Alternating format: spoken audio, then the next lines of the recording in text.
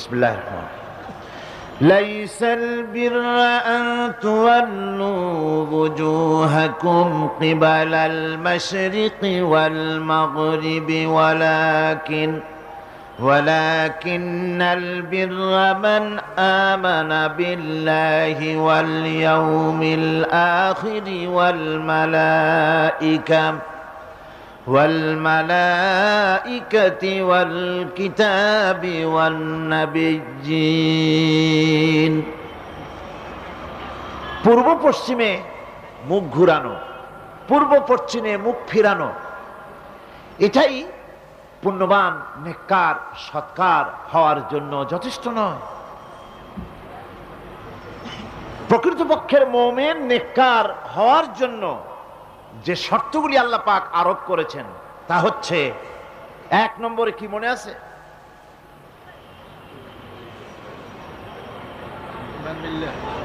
এত আস্তে আস্তে বলতেছেন, মনে হয় আপনি নিজেও শুনতেছেন কিনা তাও সন্দেহ। এর এক নম্বরে হচ্ছে, কিছু আবার চালাক লোক আছে, তারা সহজে কোনো কথার জবাব দেয় না। তারা ভাবে যে জবাব না দেওয়াই বুদ্ধিমানের কাজ, কোনটা বলে কোন প্যাচে পড়ি। আল্লাহ পাক আমাদের জেহেন শক্তি, স্মৃতি শক্তি যেন বৃদ্ধি করে দেন, বলেন আমিন। আমরা যেন যা কোরআন হাদিসের শুনি তা যেন মনে রাখতে পারি, যা খারাপ কথা শুনি তা যেন ভুলে যাই, যা ভুল কথা শুনি তা যেন ভুলে যাই, আর যা হক কথা তা যেন মৃত্যু পর্যন্ত আল্লাহ স্মরণ রাখার তৌফিক দেন। এর প্রথম কথাই ছিল ঈমান বিল্লাহ, আল্লাহর প্রতি ঈমান। দুই নম্বরে ছিল পরকালে বিশ্বাস। এই দুটি কথা আমরা আলোচনা করে ফেলেছি। ঈমান বিল্লাহ তো আলোচনা করেছি গত বছর, আর গতকালকে আলোচনা করেছি কি বলুন তো, পরকালের উপরে বিশ্বাস। আজকে আপনাদের সামনে আমি আলোচনা করব ইনশাআল্লাহ ফেরেশতা এবং কিতাব, এই দুটি জিনিসের উপরে, মালাইকা এবং কিতাব। ফেরেশতার উপরে ঈমান আনতে হবে, কিতাবের উপরে ঈমান আনতে হবে। শুধু পূর্ব পশ্চিমে কতগুলো সেজদা দিলেই এতে যদি কপালে দাগও পড়ে যায়, এটি একটি উপমা আল্লাহ দিয়েছেন, একটা উপমা, একটা দৃষ্টান্ত দিয়েছেন যে পূর্ব পশ্চিমে মুখ ঘুরানো এটা একটি উপমামূলক কথা। এটাই যথেষ্ট নয়, ঈমান আনতে হবে, বিষয়টা বুঝতে হবে, আকীদাকে মজবুত করতে হবে। আজকে মালাইকা ফেরেশতা সম্পর্কে আমরা আলোচনা করব, তারপরে কিতাব সম্পর্কে আলোচনা করব। ওমা তৌফিকি ইল্লা বিল্লাহ।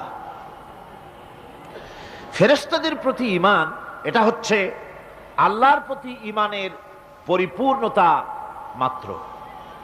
আল্লাহর উপরে ঈমানটা পরিপূর্ণ করতে হলে ফেরেশতাদের উপরে বিশ্বাস করতে হবে। এর উদ্দেশ্য শুধু ফেরেশতাদের উপরে স্বীকৃতি দানই নয়, বরং প্রকৃতপক্ষে এই বিশ্ব ব্যবস্থায় তাদের স্থান কি এটা জেনে নিতে হবে। ফেরেশতারা হচ্ছে আল্লাহ রাব্বুল আলামিন তার আজ্ঞাবহ গোলাম, আল্লাহ পাকের, তারা হচ্ছেন দাস, আল্লাহ পাকের বান্দা, আমাদের মতোই। আমরা যেমন আল্লাহর গোলাম, ফেরেশতারাও আল্লাহর গোলাম। এই ফেরেশতা সম্পর্কে পৃথিবীর বিভিন্ন ধর্মের বিভিন্ন রকমের কনসেপশন আছে। এই ফেরেশতাদেরকে ইংরেজিতে অ্যাঞ্জেল বলা হয়, যার চরিত্র খুব ভালো লাগে, লোকেরা বলে অ্যাঞ্জেলিক ক্যারেক্টার, এটা ফেরেশতা ধরনের চরিত্র লোকটা, এরকম বলে থাকে। সুতরাং খ্রিস্টান হোক, ইহুদি হোক, আর হিন্দু হোক, যে কোনো জাতের লোক হোক, ফেরেশতায় তারা বিশ্বাস করে। আর এই ফেরেশতাদের উপরে তাদের বিশ্বাসটা হচ্ছে বিকৃত। কি ধরনের? কারো মতে ফেরেশতা হচ্ছে প্রকৃতির সন্তান, কারো মতে ফেরেশতা হচ্ছে আল্লাহর মেয়ে, নাউযুবিল্লাহি মিন যালিক। যার কারণে সূরা আন-নাজমের মধ্যে আল্লাহ পাক এর প্রতিবাদ করেছেন। আল্লাহ পাক বলছেন, ওরা দাবি করলো ফেরেশতা হচ্ছে আল্লাহর মেয়ে। আল্লাহ পাক বলছেন, আলাকুমুদ যাকারু ওয়া লাহুল উনসা তিলকা ইযান কিসমাতুন দিজা। কি হে, তোমরা ছেলেগুলি নিজেদের জন্য নিয়ে নিলে আর মেয়েগুলি আমার ভাগে ফেলে দিলে, এটা কি ধরনের অসম বন্টন? ফেরেশতাকে তারা বলেছে আল্লাহর মেয়ে, আবার কেউ বলেছে ফেরেশতারা আল্লাহর ছেলে। তারপরে কেউ কেউ বলেছে ফেরেশতা হচ্ছে আল্লাহর মদদগার, আবার কেউ কেউ বলেছে ফেরেশতা হচ্ছে মানুষের অভিযোগ শ্রবণকারী, মানুষের প্রয়োজনকারী, প্রয়োজন পূরণকারী। এখন এসব ধারণা এবং বিশ্বাসের কারণে দুনিয়ায় শিরক এবং বিদআতের প্রচলন ঘটেছে। কোরআনে কারীম বিশ্ব ব্যবস্থায় ফেরেশতাদের অবস্থান কি সেটা পরিষ্কার করতে চায়, যাতে করে শিরকের সমস্ত দরওয়াজা বন্ধ হয়ে যায় আর তাওহীদের দরজা নির্ভেজাল ভাবে খুলে যায়। ইসলামের মূল বক্তব্যই হচ্ছে তাওহীদকে প্রতিষ্ঠা করা। কি প্রতিষ্ঠা করা? তাওহীদকে প্রতিষ্ঠা করা, আর শিরক আর বিদআতের শিকড় শুদ্ধ তুলে ফেলা। এটাই হচ্ছে ইসলামের মূল আইডিয়া। কোরআনের ভাষায় স্পষ্ট করে বলা হয়েছে যে ফেরেশতারা আল্লাহর মেয়েও নয়, আল্লাহর ছেলেও নয়, তারা হচ্ছে আল্লাহর বান্দা। বলুন তো ফেরেশতারা আল্লাহর কি? কোরআনে কারীমে রব্বুল আলামিন বলেন, ওয়াকালু ইত্তাখাযার রাহমানু ওয়ালাদান সুবহানাহু বাল ইবাদুম মুকরামুন। কাফেররা বলে দয়াময় কাউকে পুত্র বানিয়ে নিয়েছেন। পবিত্র সেই সত্তা যার সম্পর্কে তারা এই বাজে কথাগুলি বলে, তার কোনো ছেলেও নাই, তার কোনো মেয়েও নাই। ফেরেশতারা তো তার সম্মানিত বান্দা মাত্র। ইবাদুম মুকরামুন, ফেরেশতা হচ্ছে সম্মানিত বান্দা। সুবহানাল্লাহি ওয়া বিহামদি। ফেরেশতারা হচ্ছে আল্লাহর কি? শুধু বান্দা না, সম্মানিত বান্দা। কারণ ফেরেশতারা আল্লাহর সঙ্গে অবাধ্য হতে পারে না, তার কোন হুকুমকে অমান্য করার কোন অধিকার ফেরেশতাদের নাই। আল্লাহর ছেলেও নাই, আল্লাহর মেয়েও নাই। এ কথাটি ছোট্ট সূরার মধ্যে তাওহীদের একটা ক্লিয়ার কনসেপশন আল্লাহ পাক দিয়েছেন, ছোট্ট একটি সূরার ভিতরে। আমার কাছে মনে হয় যেন এই ছোট্ট সূরাটি মধ্যে এটা মনে হয় যেন একটি ঝিনুক, আর এর ভেতরে সমস্ত পৃথিবীর সমুদ্র আর মহাসমুদ্রের পানিগুলি ঢুকায় দেওয়া হয়েছে। ছোট্ট একটি সূরা তাওহীদকে এমন ভাবে প্রকাশিত হয়েছে এই সূরার মাধ্যমে, যা অন্য কোথাও এত পরিষ্কার আসেনি। আল্লাহ পাক সব জায়গায় বলেছেন, কিন্তু ছোট্ট সূরায় এক কথায় তাওহীদ প্রকাশিত হয়ে গেছে। কি? কুল হুয়াল্লাহু আহাদ। পড়েন সবাই, কুল হুয়াল্লাহু আহাদ আল্লাহুস সামাদ লাম ইয়ালিদ ওয়া লাম ইউলাদ ওয়ালাম ইয়াকুল লাহু কুফুয়ান আহাদ। আল্লাহ রাব্বুল আলামিন বলেন, নবী আপনি বলুন, আল্লাহ এক এবং একক। তিনি বেনিয়াজ, কারো মুখাপেক্ষী তিনি নন। তিনি কাউকে জন্ম দেন নাই, তাকেও কেউ জন্ম দেয়নি। আকাশ আর জমিনে ওই আল্লাহ রাব্বুল আলামিনের সমকক্ষ কেউ নাই। তিনি এক এবং একক। এই ফেরেশতারা হচ্ছে তার অনুগত বান্দা। ফেরেশতারা আল্লাহ পাকের ছেলেও নয়, মেয়েও নয়। এক মুহূর্তের জন্য ফেরেশতারা চুপ করে বসে থাকে না। যার যে কাজ আছে সেই কাজ নিয়ে তারা ব্যস্ত আছে। তারা অজিফা পাঠ, তাসবিহ পাঠের মধ্যে ব্যস্ত থাকে। অগণিত অসংখ্য ফেরেশতা, কেউ তো সেজদায় পড়ে আছে, কেউ রুকুতে পড়ে আছে, কেউ নামাজে দাঁড়ায় আছে, কেউ তো তাসবিহ পাঠ করতেছে। কোরআনে কারীম বলছে, ইউসাব্বিহুর রা'দু বিহামদিহি ওয়াল মালাইকাতু মিন খিফাতিহি। আল্লাহ পাক বলেন, বিজদি প্রশংসার সাথে আল্লাহ পাকের গুণকীর্তন করে, আর সমস্ত ফেরেশতারা আল্লাহকে ভয় করে ভীতির সাথে আল্লাহর তাসবিহ পাঠ করতে থাকে। সমস্ত ফেরেশতারা আল্লাহর তাসবিহ পড়ে। আপনাদের মনে আছে আল্লাহ পাক যখন হযরত আদমকে সৃষ্টি করবেন বললেন, ইন্নী জাইলুন ফিল আরদি খলিফা। ফেরেশতারা বলেছিলেন, নাহনু নুসাব্বিহু বিহামদিকা ওয়া নুকদ্দিসু লাক। আমরাই তো তাসবিহ পড়ি, আমরাই তো আপনার হাম পড়ি, আপনার তাসবিহ পড়ি, সবকিছুই তো আমরা করি, পবিত্রতা ঘোষণা করি। এর দ্বারা প্রমাণিত হয় ফেরেশতারা সার্বক্ষণিকভাবে আল্লাহর তাসবিহ পাঠের মধ্যে তারা রত আছে, সব সময় আল্লাহর জিকির আজগারের ভেতরেই তারা ডুবে আছে। وَلَهُ مَنْ فِي السَّمَاوَاتِ وَالْأَرْضِ وَمَنْ عِنْدَهُ لَا يَسْتَكْبِرُونَ عَنْ عِبَادَتِهِ وَلَا يَسْتَحْسِرُونَ। আসমান এবং জমিনে যা কিছু আছে এবং তার কাছে যা কিছু আছে সব আল্লাহর তাসবিহ পাঠে নিরত আছে।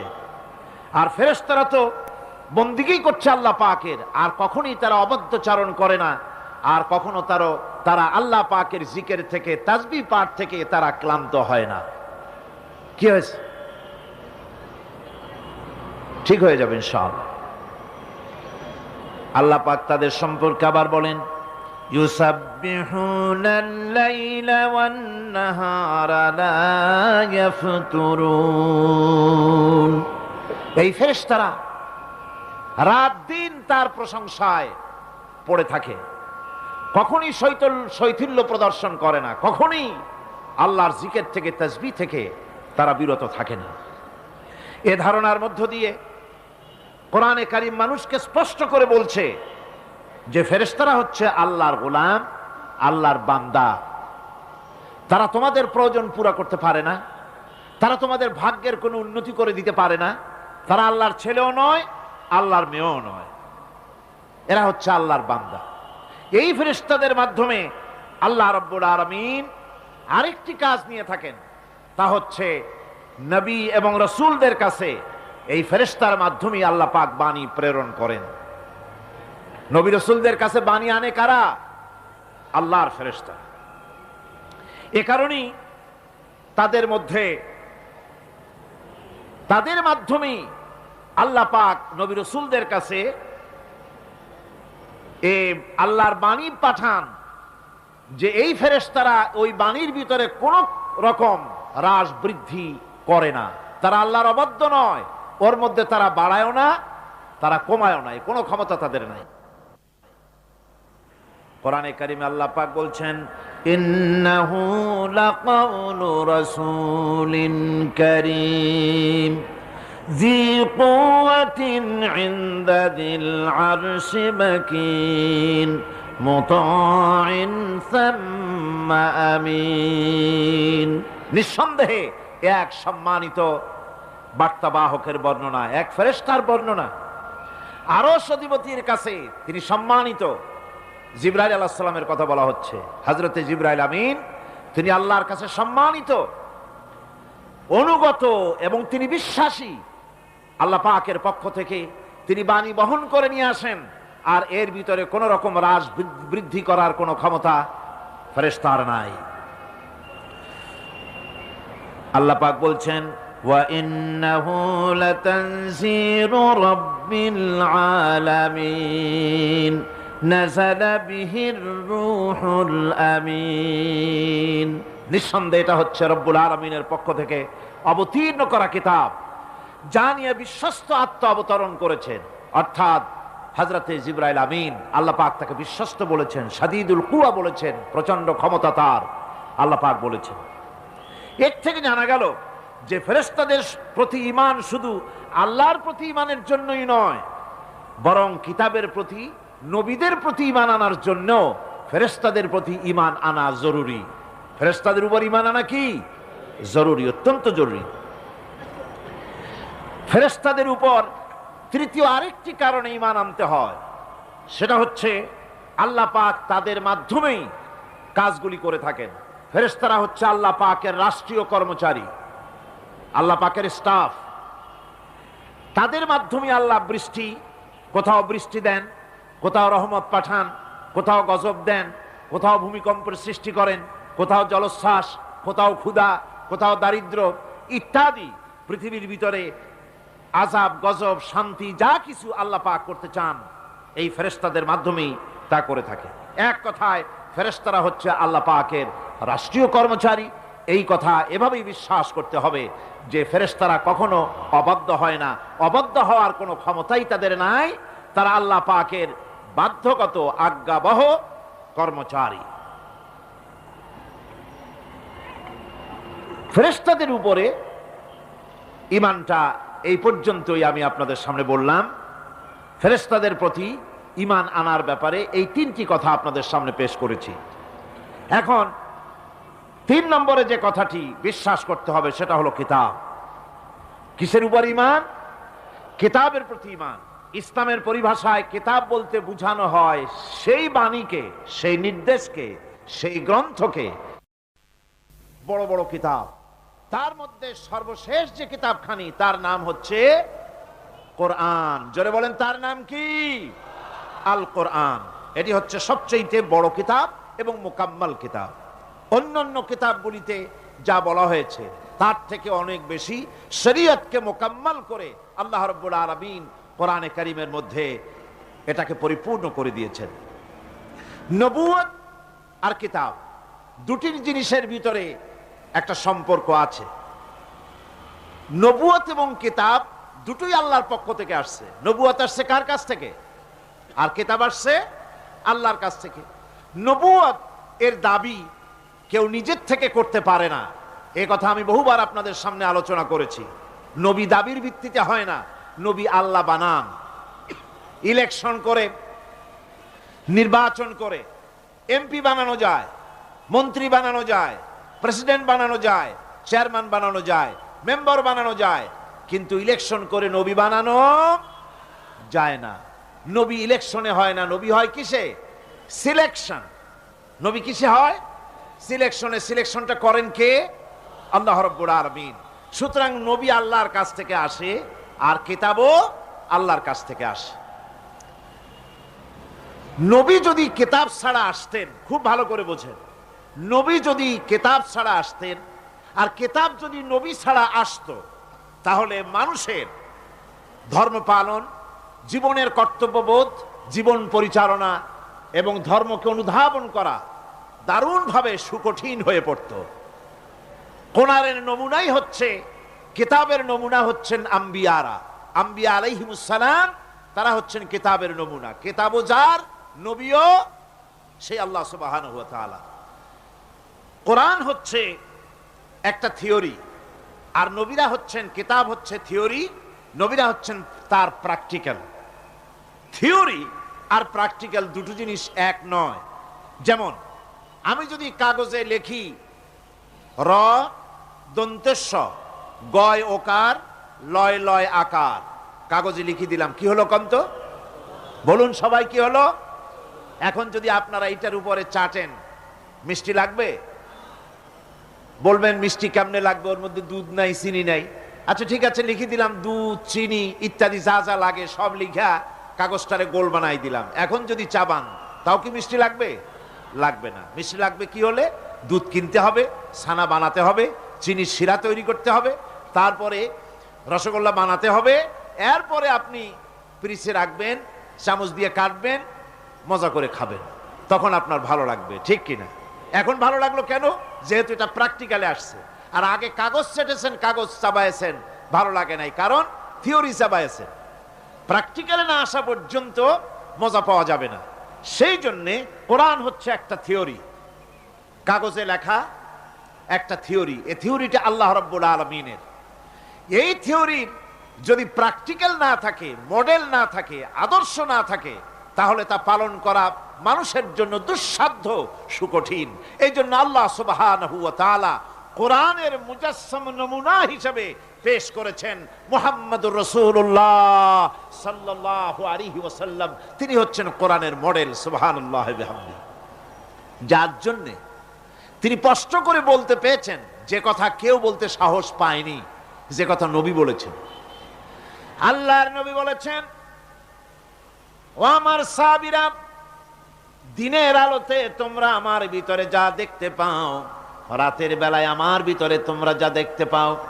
ও আমার স্ত্রীরা, দিনের আলোতে আমার ভিতরে যা দেখতে পাও, রাতের আধারে আমার মধ্যে যা দেখতে পাও, যে সব আচরণ, আমার চলাফেরা, দিন ও রাতের আলোচনাগুলি, দিন ও রাতের চরিত্রগুলি, দিন ও রাতের আমার কর্তব্য পালন, আমার মধ্যে যা দেখতে পাও সবগুলি খুলে খুলে মানুষের সামনে বলে দাও। এই কথা তো আর কেউ বলতে পারেনি পৃথিবীতে। নবীরা ছাড়া এত বড় কথা পৃথিবীর আর কেউ বলতে সাহস পাবে না। কথা ঠিক কিনা গণ? জোরে বলেন, পারবে বলতে? যত বড়ই মুহাদ্দিস হোক, মওলানা হোক, খাজা বাবা হোক, নামের আগে যতই 5 হাত লম্বা ডিগ্রি লাগান না কেন, কাগজে যখন নাম লেখে হুঁশ থাকে না। কত যে লেখে, কি যে লিখলে, শুধু নামের সামনে আলাইহিস সালাম টুক বাদ রাখে। হ্যাঁ, সব লিখে আবেগের ঠেলায় অস্থির হয়ে যায়। কোন ব্যক্তি আছেন যিনি বলতে পারবেন আমার শৈশবকালীন, যৌবনকালীন, বৃদ্ধকালীন, রাতের, দিনের সব ঘটনা মানুষের কাছে বলে দাও? কেউ কি পারবে বলতে? না, কেবলমাত্র পারবে আম্বিয়া আলাইহিমুস সালাম।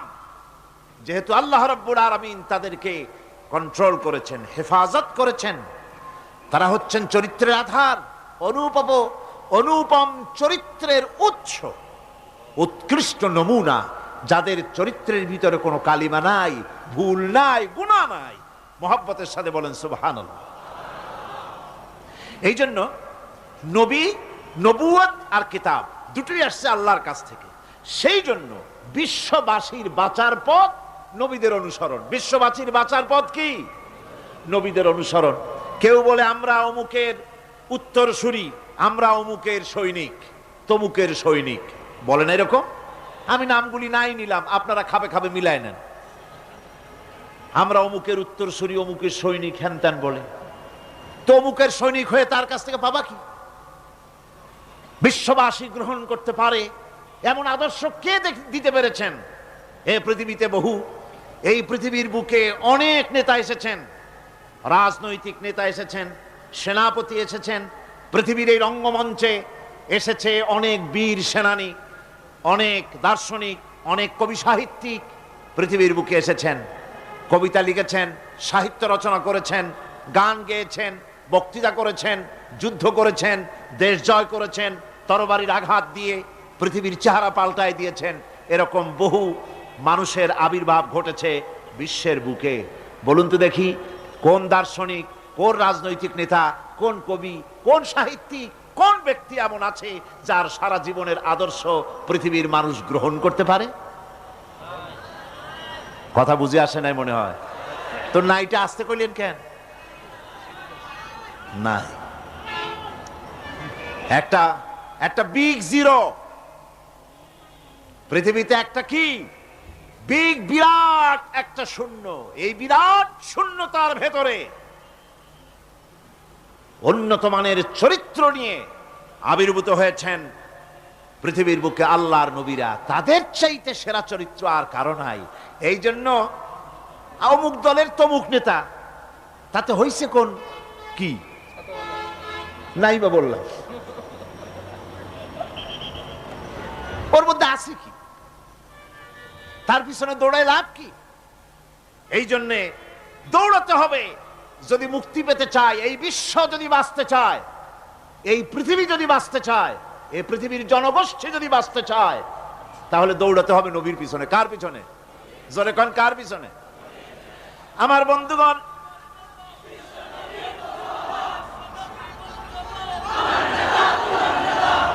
তার কারণ হলো আল্লাহ রাব্বুল আলামিন তিনি কিতাব পাঠিয়েছেন, কিতাবের উপর ঈমান আনা লাগবে।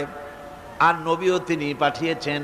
সাধারণ নেতা নবীদের ভিতরে পার্থক্য হলো আকাশ আর জমিনের, গালফ অফ ডিফারেন্স। আকাশ আর জমিনের পার্থক্য সাধারণ নেতা আর নবী, এর মধ্যে পার্থক্য কতখানি? আকাশ আর জমিনের। এর থেকেও যদি বড় দৃষ্টান্ত দেওয়া যায় তো তাই।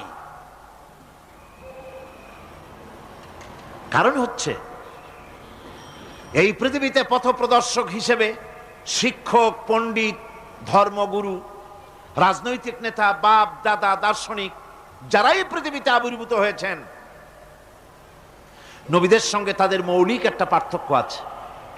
সে মৌলিক পার্থক্য হচ্ছে সাধারণ লোকের, সাধারণ নেতারা সিদ্ধান্ত নেন মন মস্তিষ্ক প্রসূত জ্ঞান দিয়ে। খুব ভালো করে বোঝেন, যত বড় মাপের নেতা হোক, বর্তমান পৃথিবীর বড় মিয়াকে, হ্যাঁ এত তাড়াতাড়ি ঠিক পাইলেন আপনারা? বর্তমান পৃথিবীর বড় মিয়া বিল ক্লিন্টন মিয়া, ওখান থেকে শুরু করে ছোট মিয়া পর্যন্ত, এরা যত সিদ্ধান্ত নেয় সমস্ত সিদ্ধান্ত কোথার থেকে? নিজের মস্তিষ্ক থেকে সিদ্ধান্ত তারা নেয়। এই জন্য তাদের সিদ্ধান্ত দিয়ে দেশ এবং জাতির স্থায়ী কোনো কল্যাণ সাধিত হয় না। আপনাদের মনে হয় মনে আছে, আমি এরকম একটা দৃষ্টান্ত দিয়ে থাকি যে দার্শনিক তারা তো চিন্তা করেছে মাথা দিয়ে। আল ফ্রয়েড চিন্তা করেছে সেক্সের কথা, সেক্স গিয়ে উঠেছে কোথায়? চিন্তা করে কোন জায়গা দিয়া?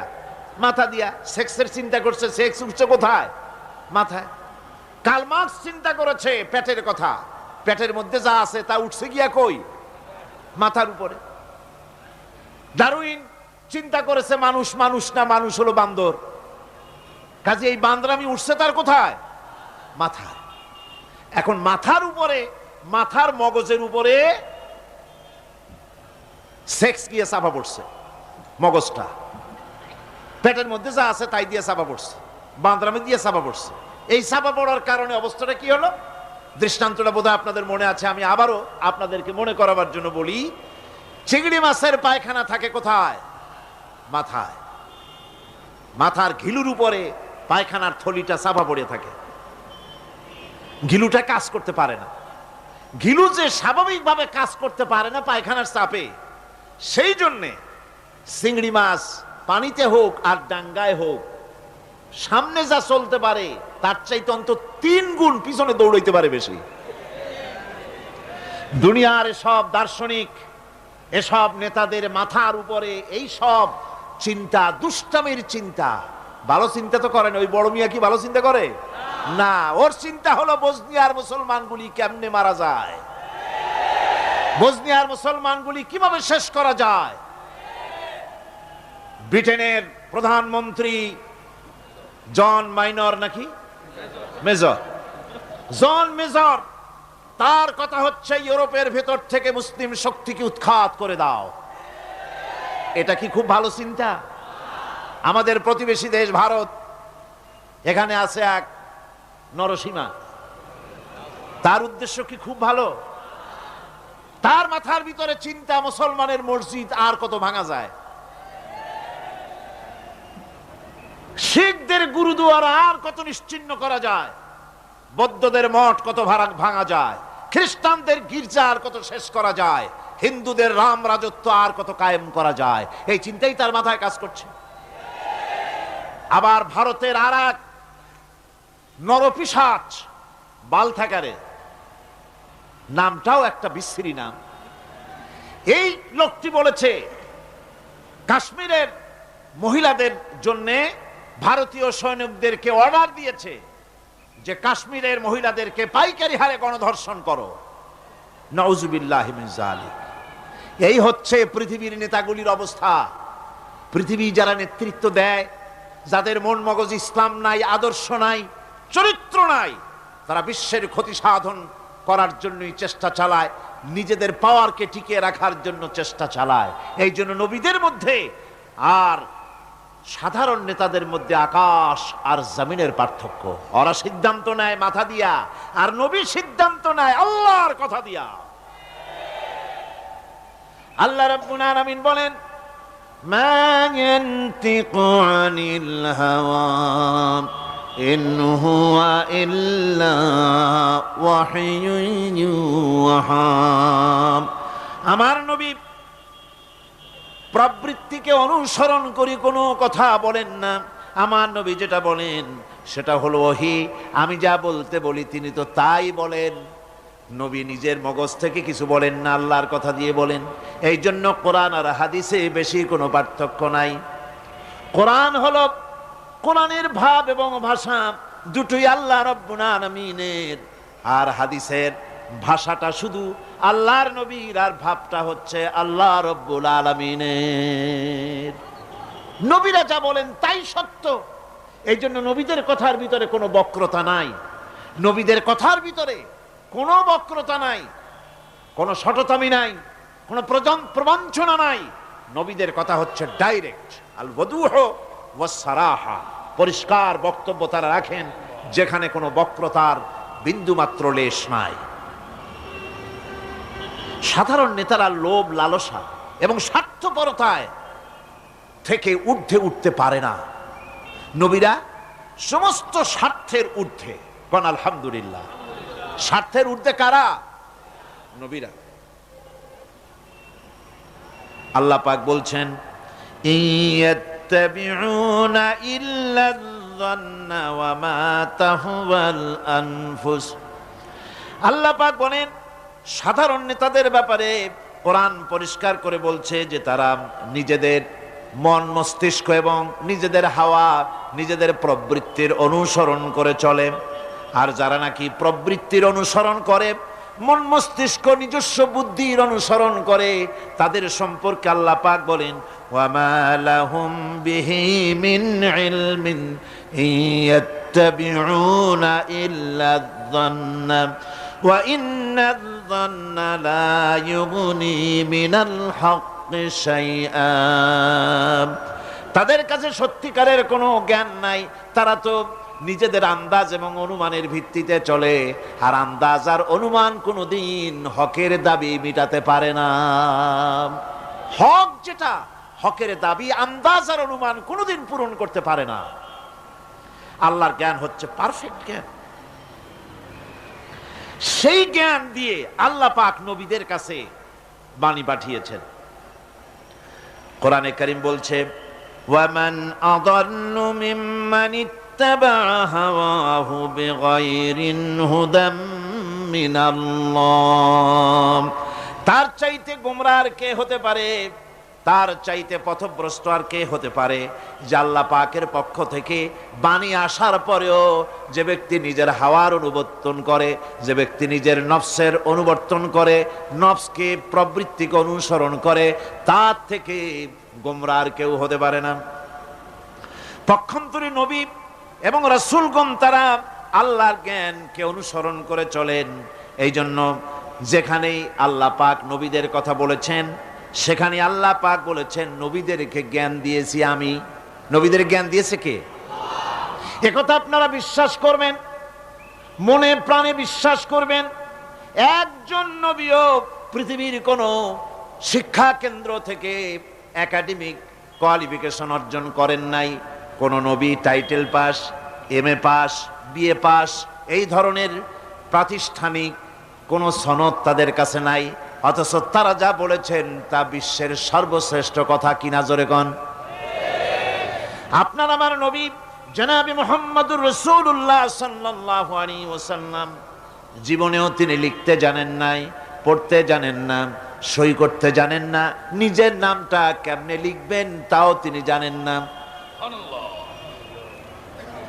সুলহ হুদায়বিয়ার দিনে, হুদায়বিয়ার সন্ধির দিনে সন্ধিপত্র লেখা হলো, হুজুরের নাম লেখা হলো মিম মুহাম্মাদুর রাসূলুল্লাহ। তার পক্ষ থেকে কুরাইশদের মধ্যে চুক্তিপত্র লেখা হচ্ছে। কুরাইশরা বলল, মুহাম্মদ সাল্লাল্লাহু আলাইহি ওয়াসাল্লামের নামের সামনে যদি রাসূলুল্লাহ লেখো তাহলে তো চুক্তির কোনো দরকার নাই, আমরা তো তাকে রাসূল মানি না, নাউযুবিল্লাহ। মুহাম্মদ বিন আব্দুল্লাহ যদি লেখো তাহলেই আমরা এই চুক্তি মানব। রাসূল করিম সাল্লাল্লাহু আলাইহি ওয়াসাল্লাম হযরত আলীকে ডাকলেন, আলী গো, চুক্তিপত্রে যেখানে আমার নাম মুহাম্মদুর রাসূলুল্লাহ লেখা আছে, আমার নামের সামনে থেকে রাসূলুল্লাহ নামটা বাদ দিয়ে দাও, মুহাম্মদ বিন আব্দুল্লাহ লেখো। হযরত আলী বলছেন, ইয়া রাসূলুল্লাহ, সারা জীবন আপনার গোলামি করেছি, যা বলেছেন তাই শুনেছি, জীবনটাও আপনার জন্য দেওয়ার জন্য প্রস্তুত আছি, ভবিষ্যতেও যত কথা বলবেন সব মাথা পেতে মেনে নেব, কিন্তু আজকের এই হুকুম আমার পক্ষে মানা সম্ভব হবে না। আমি আলীর পক্ষে কিছুতেই সম্ভব নয় যে আল্লাহর নবীর নামের সামনে থেকে মুহাম্মদুর রাসূলুল্লাহ আমি কেটে দেব। রাসূলুল্লাহ শব্দ আমি কাটতে পারবো না, এটা আমার পক্ষে সম্ভব নয়। নবীজি বললেন, আলী, কোন জায়গায় রাসূলুল্লাহ লেখা আমারে দেখো, আমি কেটে দিই। আমার বন্ধুগণ, নাম লিখতে জানেন না, সই করতে পারেন না, পড়তে জানেন না, তিনি বলতেছেন ইন্নামা বুইস্তু মুআল্লিমান, আমি পৃথিবীতে প্রেরিত হয়েছি শুধুমাত্র শিক্ষক হিসেবে দুনিয়ায় এসেছি। সুবহানাল্লাহ। দুনিয়ার কোন শিক্ষা প্রতিষ্ঠানে আল্লাহ রাব্বুল আলামিন তার হাবিবকে পড়ান নাই, যেহেতু তিনি তো বিশ্ব নবী। আমার নবী কি নবী? জোরে কন না, কি নবী? আপনার আমার নবী বিশ্ব নবী। বিশ্ব নবী সাধারণ মানুষের কাছে কি পড়বে? যে পড়াবে তার মগজ তো ছোট, তার জ্ঞান তো সীমিত। সীমিত জ্ঞান দিয়া বিশ্ব নেতারে কি শিখাবে, বিশ্ব নবীরে কি শিখাবে? এই জন্য আল্লাহ রাব্বুল আলামিন বিশ্ব নবীর শিক্ষক আল্লাহ পাক নিজে হয়ে গেলেন। কোরআনে কারীম বলছে, যখনই নবীদের জ্ঞানের কথা এসেছে তখনই আল্লাহ পাক বলেছেন আমি জ্ঞান দিয়েছি। লক্ষ্য করুন, হযরত ইব্রাহিম আলাইহিস সালাম তার পিতাকে ডেকে বলছেন, ইয়া আবাতি ইন্নী ক্বাদ জাআনি মিনাল ইলমি মা লাম ইয়াতিকা ফাত্তাবি'নি আহদিকা সিরাতান সাবিয়্যা। হে পিতা, বিশ্বাস করো, আমার কাছে এমন এক জ্ঞান এসেছে যা তোমার কাছে নাই, যা তোমার কাছে আসে না। তুমি আমার অনুসরণ করো, আমি তোমার সোজা পথ দেখাই দেবো। সুবহানাল্লাহ। তুমি আমাকে অনুসরণ করো, যেহেতু আমার কাছে যে জ্ঞান আসছে ওই জ্ঞান তোমার কাছে নাই। ইব্রাহিম আলাইহিস সালামের কাছে কার জ্ঞান আসছে? আল্লাহ রাব্বুল আলামিনের জ্ঞান। লূত আলাইহিস সালাম কি নবুয়ত প্রদান করে আল্লাহ রাব্বুল আলামিন বলছেন, ওয়ালুতান আতাইনাহু হুকমান ওয়া ইলমা, আমি লূতকে আমার পক্ষ থেকে জ্ঞান দান করেছি, হিকমত দিয়েছি, বিজ্ঞান শিক্ষা দিয়েছি, আমি তাকে ইলম দান করেছি। সুবহানাল্লাহ, আমি তাকে ইলম দিয়েছি। মুসা আলাইহিস সালাম সম্পর্কে আল্লাহ পাক বলেন, ওয়ালাম্মা বালাগা শুদ্দাহু ওয়াস্তাওয়া আতাইনাহু হুকমান ওয়া ইলমা।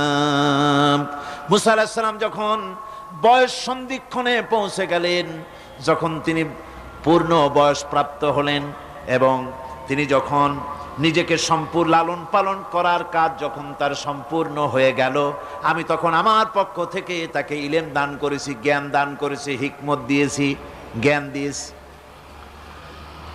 রাসূল কারীম সাল্লাল্লাহু আলাইহি ওয়াসাল্লাম সম্পর্কে আল্লাহ পাক বলছেন, ওয়ালা ইন ইত্তাবা'তা আহওয়াআহুম বা'দাল্লাযী জাআকা মিনাল ইলম মা লাকা মিনাল্লাহি মিন ওয়ালিয়্যিন ওয়ালা নাসীর। তুমি যদি জ্ঞান লাভের পরও তাদের প্রবৃত্তির অনুসরণ করো, তাহলে আল্লাহর কাছ থেকে তোমাকে রক্ষাকারী কেউ থাকবে না, কোনো সাহায্যকারী তুমি পাবে না। আমি যে জ্ঞান তোমাকে দিয়েছি এটারই অনুসরণ করো, এর মধ্যেই মুক্তি, বিশ্ববাসীর মুক্তি এই জ্ঞানের অনুসরণের ভেতরে। প্রত্যেক জাতির জন্য আল্লাহ রাব্বুল আলামিন নিজের পক্ষ থেকে রাসূল পাঠিয়েছেন। আল্লাহ পাক বলেছেন, ওয়ালিকুল্লি উম্মাতির রাসূল, প্রত্যেক জাতির জন্য আমি রাসূল প্রেরণ করেছি। এমন কোন জাতি নাই যার কাছে নবী রাসূল পাঠানো হয় নাই। ওয়া ইম মিন উম্মাতিন ইল্লা খালা ফিহা নাযীর, সমস্ত নবীদের কাছে, সমস্ত উম্মতের কাছে, জাতির কাছে আমার পক্ষ থেকে আমি নবী পাঠাইছি। কোন সুবহানাল্লাহ। কেউ যেন বলতে পারে না যে আমরা আল্লাহর পক্ষ থেকে কোনো দাওয়াত পাই নাই, আল্লাহর পক্ষ থেকে সত্যকে চেনার কোনো রাস্তা পাই নাই। এই জন্য প্রত্যেক নবীদের, প্রত্যেক উম্মতের জন্য, জাতির জন্য আল্লাহ সুবহানাহু ওয়া তাআলা তিনি নবী পাঠিয়েছেন নিজের পক্ষ থেকে, হেদায়েত পাঠিয়েছেন নিজের পক্ষ থেকে। এই নবীদেরকে পাঠাবার উদ্দেশ্য কি ছিল? কোরআনে কারিমে আল্লাহ পাক বলেন, আমাদের নবীকে আল্লাহ পাক ডেকে বলছেন, আলিফ লাম রা কিতাবুন আনজালনাহু ইলাইকা লিতুখরিজান নাস মিনাজ যুলুমাতি ইলান নূর। আলিফ লাম রা কিতাবুন আনজালনাহু ইলাইকা লিতুখরিজান নাসা মিনাজ যুলুমাতি ইলান নূর।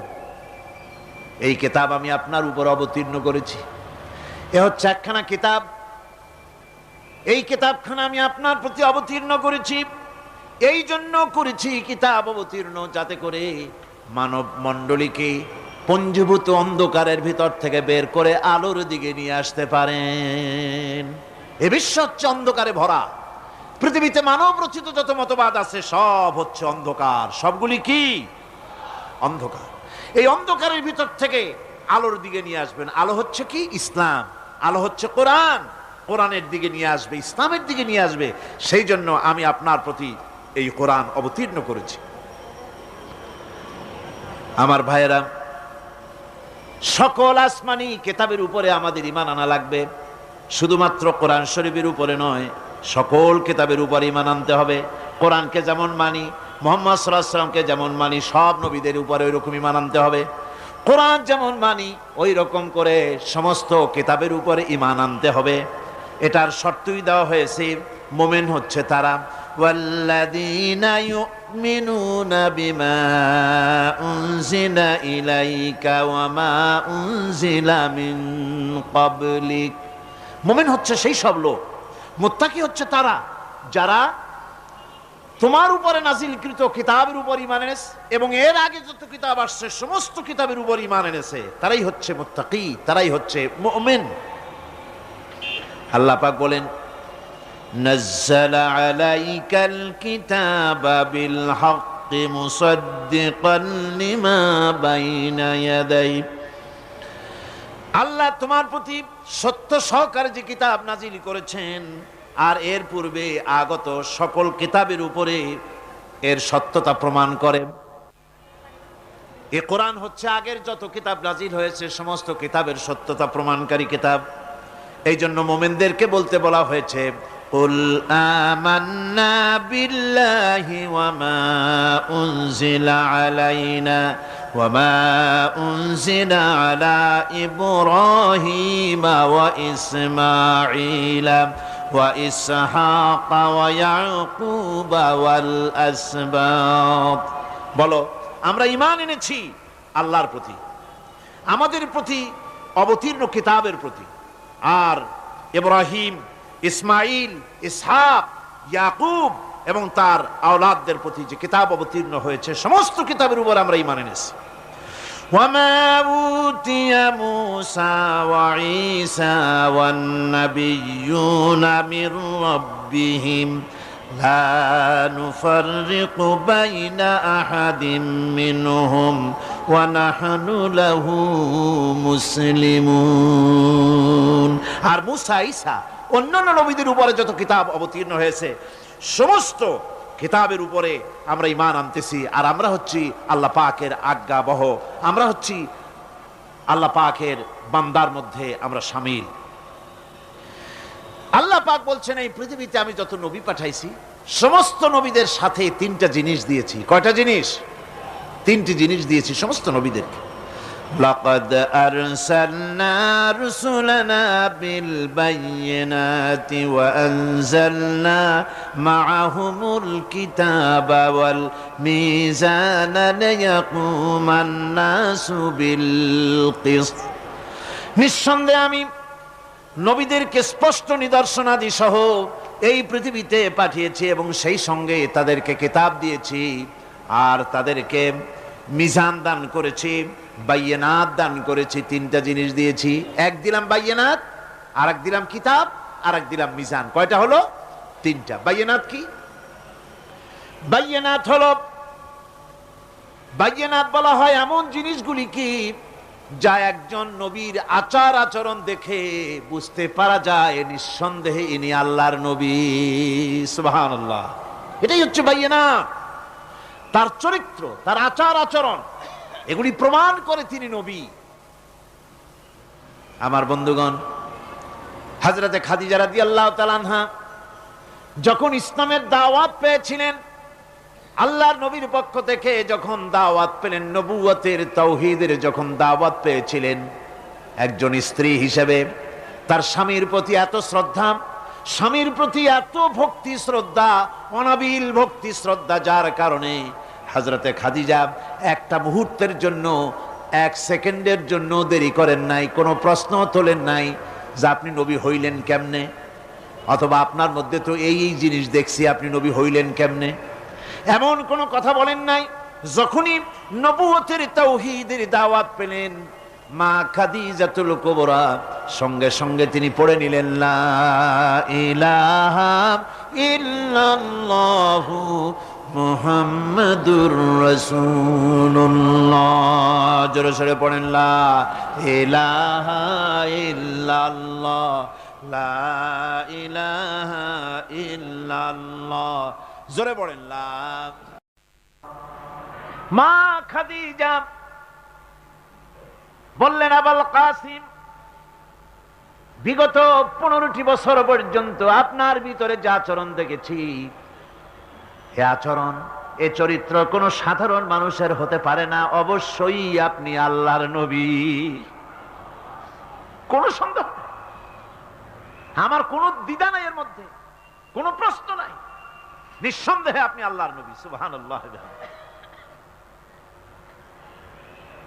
তার চরিত্রই প্রমাণ করে নবীদেরকে বাইয়িনাত দেওয়া হয়েছে, এমন চরিত্র আচার আচরণ দেওয়া হয়েছে যাতে করে লোকেরা অভিভূত হয়ে যায়, আকৃষ্ট হয়ে যায়।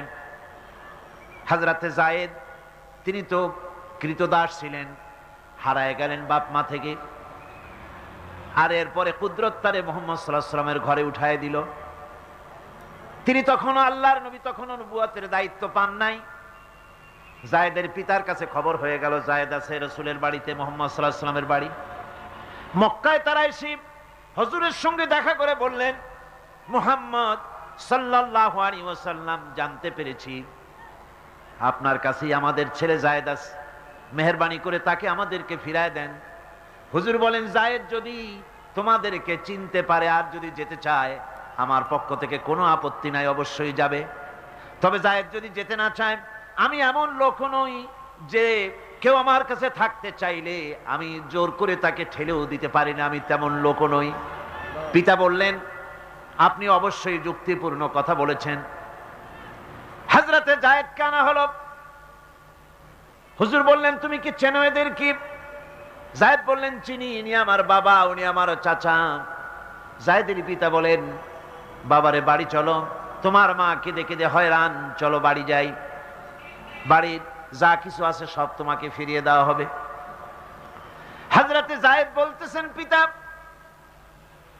বাড়িতে যা আছে তাই শুদ্ধ, তামাম দুনিয়াটা যদি আমারে দেওয়া হয়, এই লোকটির কাছে থেকে যে ব্যবহার পেয়েছি, আমি এই লোকের কদম ছেড়ে যেতে পারি না। তার চরিত্রই প্রমাণ করে তিনি নবী। কি ব্যবহারটা পেয়েছেন।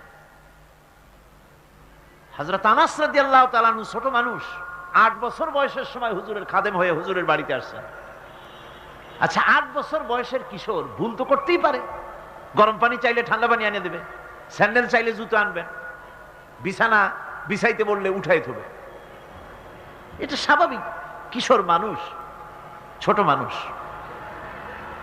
এবার শুনুন, বাইয়িনাত কারে বলে? নবীদের বাইয়িনাত আল্লাহ যে দিয়েছেন সেটা কি জিনিস? সেটা হলো উন্নত মানের চরিত্র, তার ব্যবহার, ওঠা বসা, যা দেখলে মানুষ বুঝতে পারে তিনি আল্লাহর নবী।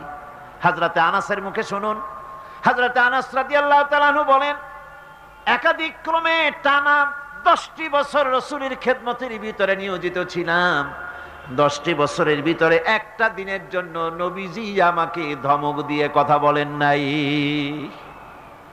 এটা ধমক দিলেন না আমারে, এটা করছো কেন, এটা করো নাই কেন? সুবহানাল্লাহি বিহামদিহি। গোটা পৃথিবীর সমস্ত মুমিন মুসলমানদের, পুরুষ আর নারীদের জীবন, কলিজা, রক্ত রাসূলের কদম মোবারক উৎসর্গ হয়ে যায়। কারে বলে নবী রাসূল? কি চরিত্র! বাইয়িনাত। আল্লাহ রাব্বুল আলামিন বলেন, নবীদেরকে বাইয়িনাত দিয়েছি, আর আমি তাদের সাথে কিতাব দিয়ে দিয়েছি। কিতাবও এমন কিতাব যেই কিতাবের কোনো তুলনা নাই। কোরআনে কারীম নাজিল করে দিলেন আল্লাহ রাব্বুল আলামিন, এমন কিতাব দিয়ে দিলেন কোরআন শুনে মানুষ পাগল হয়ে যেতেছে। রাসূলের উপরে কিতাব নাজিল হলো, হুজুর তেলাওয়াত করতেছেন কাবা ঘরের পাশে বসে।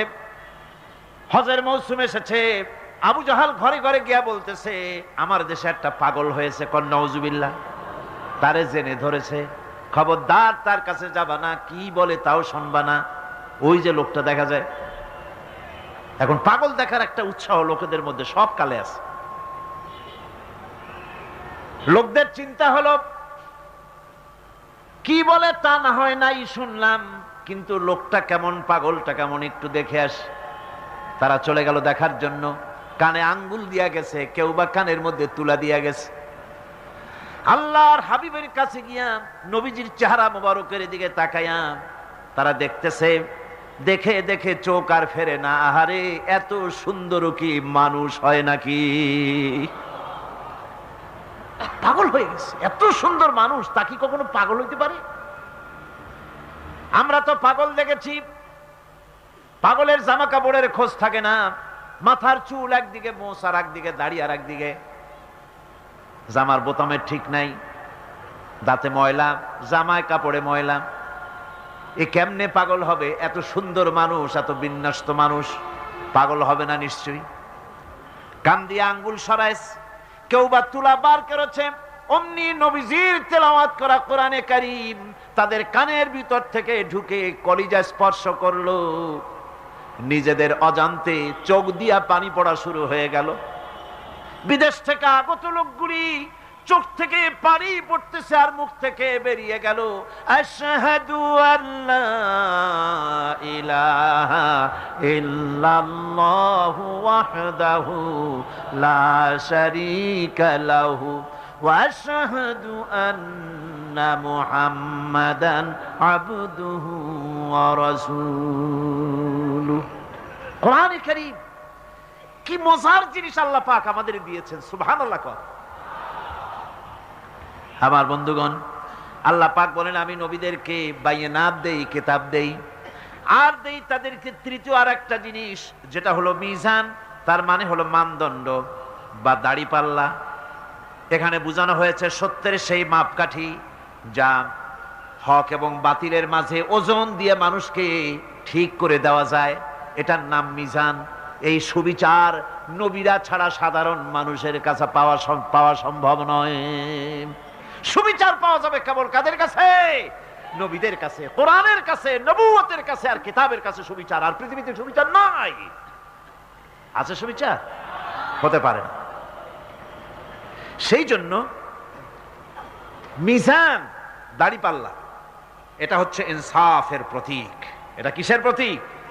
ইনসাফের প্রতীক। এটা আবার মনে করেন না যেটা জামাত ইসলামের প্রতীক। গ্রাম থেকে কিছু লোক আসছে, ঢাকা হাইকোর্টের সামনে গিয়ে দেখে বিরাট দাড়িপাল্লা টানানো। কয় যে বাপ রে, জামাত ইসলামের এত বড় অফিস! দুনিয়ার সব, বাংলাদেশের সবগুলি কোর্টের সামনে এরকম দাড়িপাল্লা টানানো আছে। ইনসাফের প্রতীক। এটা হচ্ছে ইনসাফের প্রতীক। ইনসাফ কি মুকদ্দাস তারাজু। এই পবিত্র একটি দৃষ্টান্ত আল্লাহ রাব্বুল আলামিন দাড়িপাল্লার সাথে দিয়েছেন, ইনসাফ। এই ইনসাফ কেবলমাত্র করতে পারে কারা? নবীরা। কিসের মাধ্যমে? কোরআনের মাধ্যমে। বায়নাত দিয়েছি, কিতাব দিয়েছি, মিজান দিয়েছি। মিজান দিয়েছি, বিচারটা কেমন দেখো। বিচারটা কারে কয়? ইহুদি এসে একজন মুসলমানের বিরুদ্ধে নালিশ করেছে আল্লাহর নবীর দরবারে।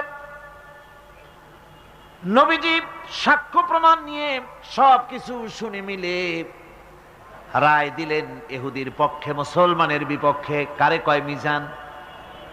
নবী তো ইচ্ছা করলে তার নিজের দলের ওই মুসলমানদের পক্ষেই তো রায়টা দেওয়া স্বাভাবিক ছিল। ছিল কিনা কন? বাপ হোক, মা হোক, দলের নেতা হোক, সব সময় নিজের স্বার্থের দিকে টানে। কথা ঠিক কিনা? স্বাভাবিকভাবে বোঝেন, চট্টগ্রাম শহরে সবচাইতে বড় সন্ত্রাসী ধরা পড়েছে। পুলিশ বহু পরিশ্রম করে খাগড়াছড়ি থেকে ঘাট ধরে নিয়ে আসছে। ঢাকা থেকে টেলিফোন আসছে, মন্ত্রী বাহাদুরের টেলিফোন। হ্যালো, কে? চিটাগংয়ের এসপি? বলে হ্যাঁ। কারে ধরছো? কয় বল্টু মিয়া রে, ছাড়ো মিয়া, আমার দলের লোক তুমি ঠিক পাও নাই? কয় স্যার অস্ত্র শুদ্ধা ধরছি, অস্ত্র শুদ্ধা ছেড়ে দে। এই জন্য পৃথিবীর সাধারণ মানুষের কাছে ইনসাফ পাওয়া যায় না, যায় আল্লাহ পাক বলেন আমি নবীর কাছে মিজান দিয়েছি। সুবহানাল্লাহ। কেমন মিজান দিলাম? নবীজি বিচার করতেছেন, ইহুদির বক্তব্য শুনে মুসলমানের পক্ষে রায় না দিয়া রায়টা দিলেন ইহুদির পক্ষে। মুসলমান বেচারা অসন্তুষ্ট হয়ে গেলেন, তিনি চলে গেলেন হযরত ওমর রাদিয়াল্লাহু তাআলা আনহুর কাছে। কপাল কত খারাপ, তার কাছে গিয়ে বলছেন আমিরুল মুমিনিন, তিনি তো তখন আমিরুল মুমিনিন হন নাই, যে বলছেন ভাই ওমর একটা বিচারের সানি করার জন্য আসছি। বলে সানি আসছো আমার কাছে, পয়লা গেছিলা কার কাছে? গেছিলাম মুহাম্মদ সাল্লাল্লাহু আলাইহি ওয়াসাল্লামের কাছে। দেখেন অবস্থাটা, সবকিছু শুনে মিলে আমি মুসলমান, চান্দা দেই, জিহাদের পয়সা দেই, সাথে সাথে থাকি, জামাতে নামাজ পড়ি, জিহাদের ময়দানে যাই। বিচারটা আমার পক্ষে না হয়ে রাসূল ইহুদির পক্ষে রায় দিয়ে দিলেন, এটা একটা কথা হইল নাকি? আপনি বিচক্ষণ মানুষ, সবকিছু শুনে মিলে আপনি বিচারটার সানি করে দেন। হযরত ওমর বলেন বাবাজি অপেক্ষা করো, আমি তোমার বিচারের সানি করতেছি, দাঁড়াও। হযরত ওমর ঘরের মধ্যে ঢুকলেন, তরবারি নিয়ে আসলেন, খাপের থেকে তরবারি বার করে হযরত ওমর বলেন যেই ব্যক্তি আল্লাহর নবীর ফয়সালা করার পর তা মানতে পারে না, তার সানি করতে আসে, তার ফয়সালা তো এই রকম করে করে দিতে হয়। তরবারি মারলেন, গর্দান পড়ে গেল। এর নাম হচ্ছে মিজান, ইনসাফ। এই ইনসাফ কেবলমাত্র নবীদের পক্ষেই সম্ভব। কাদের পক্ষে সম্ভব? নবীদের পক্ষেই এই ইনসাফ করা সম্ভব। সেই জন্য আল্লাহ বলছেন সমস্ত নবীদেরকে তিনটি জিনিস দিয়েছি, কিতাব দিয়েছি, বায়িনাত দিয়েছি, আর মিজান দিয়েছি। আমার ভাইরা, কিতাবের প্রতি ঈমান আনবো, সব কিতাব মানি, সব রাসূলদের মানি। লা নুফাররিকু বাইনা আহাদিম মির রুসুলি, কোন নবীদের ভিতরে আমরা পার্থক্য সূচিত করি না, সমানভাবে সব নবীদের উপর ঈমান আনছি। যত নবীর নাম জানি আর যত নবীর নাম জানি না, সমস্ত নবীদেরকে মানি, শ্রদ্ধার সাথে ঈমান এনেছি, ঠিক কিনা কোন? সমস্ত কিতাবের প্রতি ঈমান এনেছি, কিন্তু অন্যান্য সমস্ত কিতাবের সাথে সম্পর্ক ছিন্ন করে শুধুমাত্র মানতে হবে কোরআন। শুধুমাত্র মানতে হবে কি? সমস্ত আসমানি কিতাব বিশ্বাস করি, ঈমান এনেছি, কিন্তু সমস্ত কিতাবের সাথে সম্পর্ক ছিন্ন করে মানতে হবে শুধুমাত্র কোরআন। কারণ এটাই হচ্ছে মুকাম্মাল। হযরত ওমর রাদিয়াল্লাহু তাআলা আনহু একদিন রাসূল করিম সাল্লাল্লাহু আলাইহি সাল্লামের সামনে তাওরাতের একটা পাতা এনে তিনি পড়তেছিলেন। বললেন হুজুর তাওরাতের একটা পাতা পাইছি, একটু আপনারে শোনাই। হুজুরের কাছ থেকে অনুমতি না নিয়েই তিনি তা পড়া শুরু করে দিলেন। কিছুক্ষণ পর হযরত আবু বকর রাদিয়াল্লাহু তাআলা আনহু এসে তিনি রাসূলের চেহারার দিকে তাকিয়ে দেখেন আল্লাহর নবীর চেহারা মোবারক গোসায় লাল হয়ে আছে। হযরত সিদ্দিক আকবর রাদিয়াল্লাহু তাআলা আনহু বলেন ওমর, এর থেকে যদি তুই মরে যেতি, এর থেকে তুমি যদি মরে যেতে, তিনবার বললেন। হযরত ওমর হতচকিত হয়ে গেলেন। তিনি তাকিয়ে রাসূলের চেহারা মোবারকের দিকে দেখেন, হুজুরের চেহারা গোসায় ভরে গেছে। হযরত ওমর থরথর করে কাঁপতে লাগলেন, বললেন ইয়া রাসূলুল্লাহ, ওমরের জীবন, ওমরের মা বাপের জীবন আপনার কদমে উৎসর্গ হয়ে যাক। কি অপরাধ করেছি ইয়া রাসূলুল্লাহ? হুজুর বলছেন ওমর, তুমি যে কিতাবের পাতা আমারে শুনাইতেছো, এই কিতাব যার উপরে অবতীর্ণ হয়েছে সেই মুসা আলাইহিস সালাম যদি আজকে বেঁচে থাকতেন, আমার উম্মতের ভিতরে শামিল হওয়া ওয়াজিব হয়ে যেত। সুতরাং সমস্ত কিতাব থেকে সম্পর্ক ছিন্ন করে মানতে হবে কেবলমাত্র কোরআন। মানতে হবে কোনটা? আর ওই কিতাবগুলির সাথে আমাদের থাকবে কি? ঈমানের সম্পর্ক। কিসের সম্পর্ক? ঈমান ও আকীদার সম্পর্ক। আর মানতে হবে কোরআন। এই কোরআনে কারিমের রয়েছে বিশেষ কিছু বৈশিষ্ট্য। সুবহানাল্লাহ, কত বৈশিষ্ট্য! কোরআনে কারিমের রয়েছে বৈশিষ্ট্য, বৈশিষ্ট্যে ভরা এই কোরআন, যা আল্লাহ রাব্বুল আলামিন আমাদের প্রতি আমাদেরকে দান করেছেন। এর এক নম্বরের বৈশিষ্ট্য হলো কোরআন আরবি ভাষায় নাজিল হয়ে গোটা পৃথিবীতে ছড়ায় আছে, আজও পর্যন্ত কোরআনের মধ্যে কোনো পরিবর্তন হয় নাই। হয়েছে কোনো পরিবর্তন? সামনের দিকে হওয়ার সম্ভাবনা আছে? আল্লাহ পাক বলেন, নাহনু নাযালনা যিকরা ওয়া ইন্না লাহু লাহাফিজুন। কোরআন নাজিল করেছি আমি আল্লাহ, আর এর সংরক্ষণের সবটুকুন দায়িত্ব আমি আল্লাহ আমার নিজ হাতে গ্রহণ করেছি। আমার হাতে এটা গ্রহণ করেছি। এটা কোরআনের বৈশিষ্ট্য। পৃথিবীতে কোরআন মুখস্থ, আপনার বেদ, বাইবেল, অন্যান্য ধর্মগ্রন্থ মুখস্থ করেছে, এর কোনো নজির নাই। আছে নাকি? কোনো নজির নাই। কিন্তু কোরআন মুখস্থ করেছে লক্ষ লক্ষ মুসলমান পাওয়া যাবে, কোটি খানেক মুসলমান পাওয়া যাবে যারা কোরআন মুখস্থ করেছে। আল্লাহ রাব্বুল আলামিন বলেন, ওয়ালাকাদ ইয়াসসারনাল কুরআনা লিযিকর। কোরআন মুখস্থ করার জন্য আমি আল্লাহ বান্দাদের কাছে আমি সহজ করে দিয়েছি। এই পৃথিবীতে কোরআনের বড় বৈশিষ্ট্য হচ্ছে কোরআনের চাইতে বেশি পড়া হয়েছে এমন কোন কিতাব পৃথিবীতে আছে? নাম করেন, নাম করেন, বলেন। এমন কোন কিতাব পৃথিবীতে নাই। আমার ভাইরা, এমন মজার কিতাব মানুষ বুঝেও পড়ে, না বুঝেও পড়ে। রাতের বেলায় তাহাজ্জুদের নামাজ পড়ে কোরআন তেলাওয়াত করে, আর চোখের পানি দিয়ে দাড়ি ভিজে যায়। কোরআনে কারীম এত মজার কিতাব, এই কোরআনে কারীমকে আল্লাহ রাব্বুল আলামিন বিরাট নিয়ামত করে মানুষের জন্য পেশ করেছেন। আর এই কোরআনেরই অনুসরণ করতে হবে, বৈশিষ্ট্যগুলি বুঝতে হবে। আর এই কোরআনের অনুসরণ করা লাগবে, কারণ কোরআনকেই একমাত্র অনুসরণযোগ্য কিতাব বলে আল্লাহ সর্বশেষ এই কিতাব নাজিল করেছেন। আল্লাহর পক্ষ থেকে আর একটা বাণীও মানুষের জন্য আসবে না। আসবে নাকি? আল্লাহর পক্ষ থেকে আখিরি কালাম।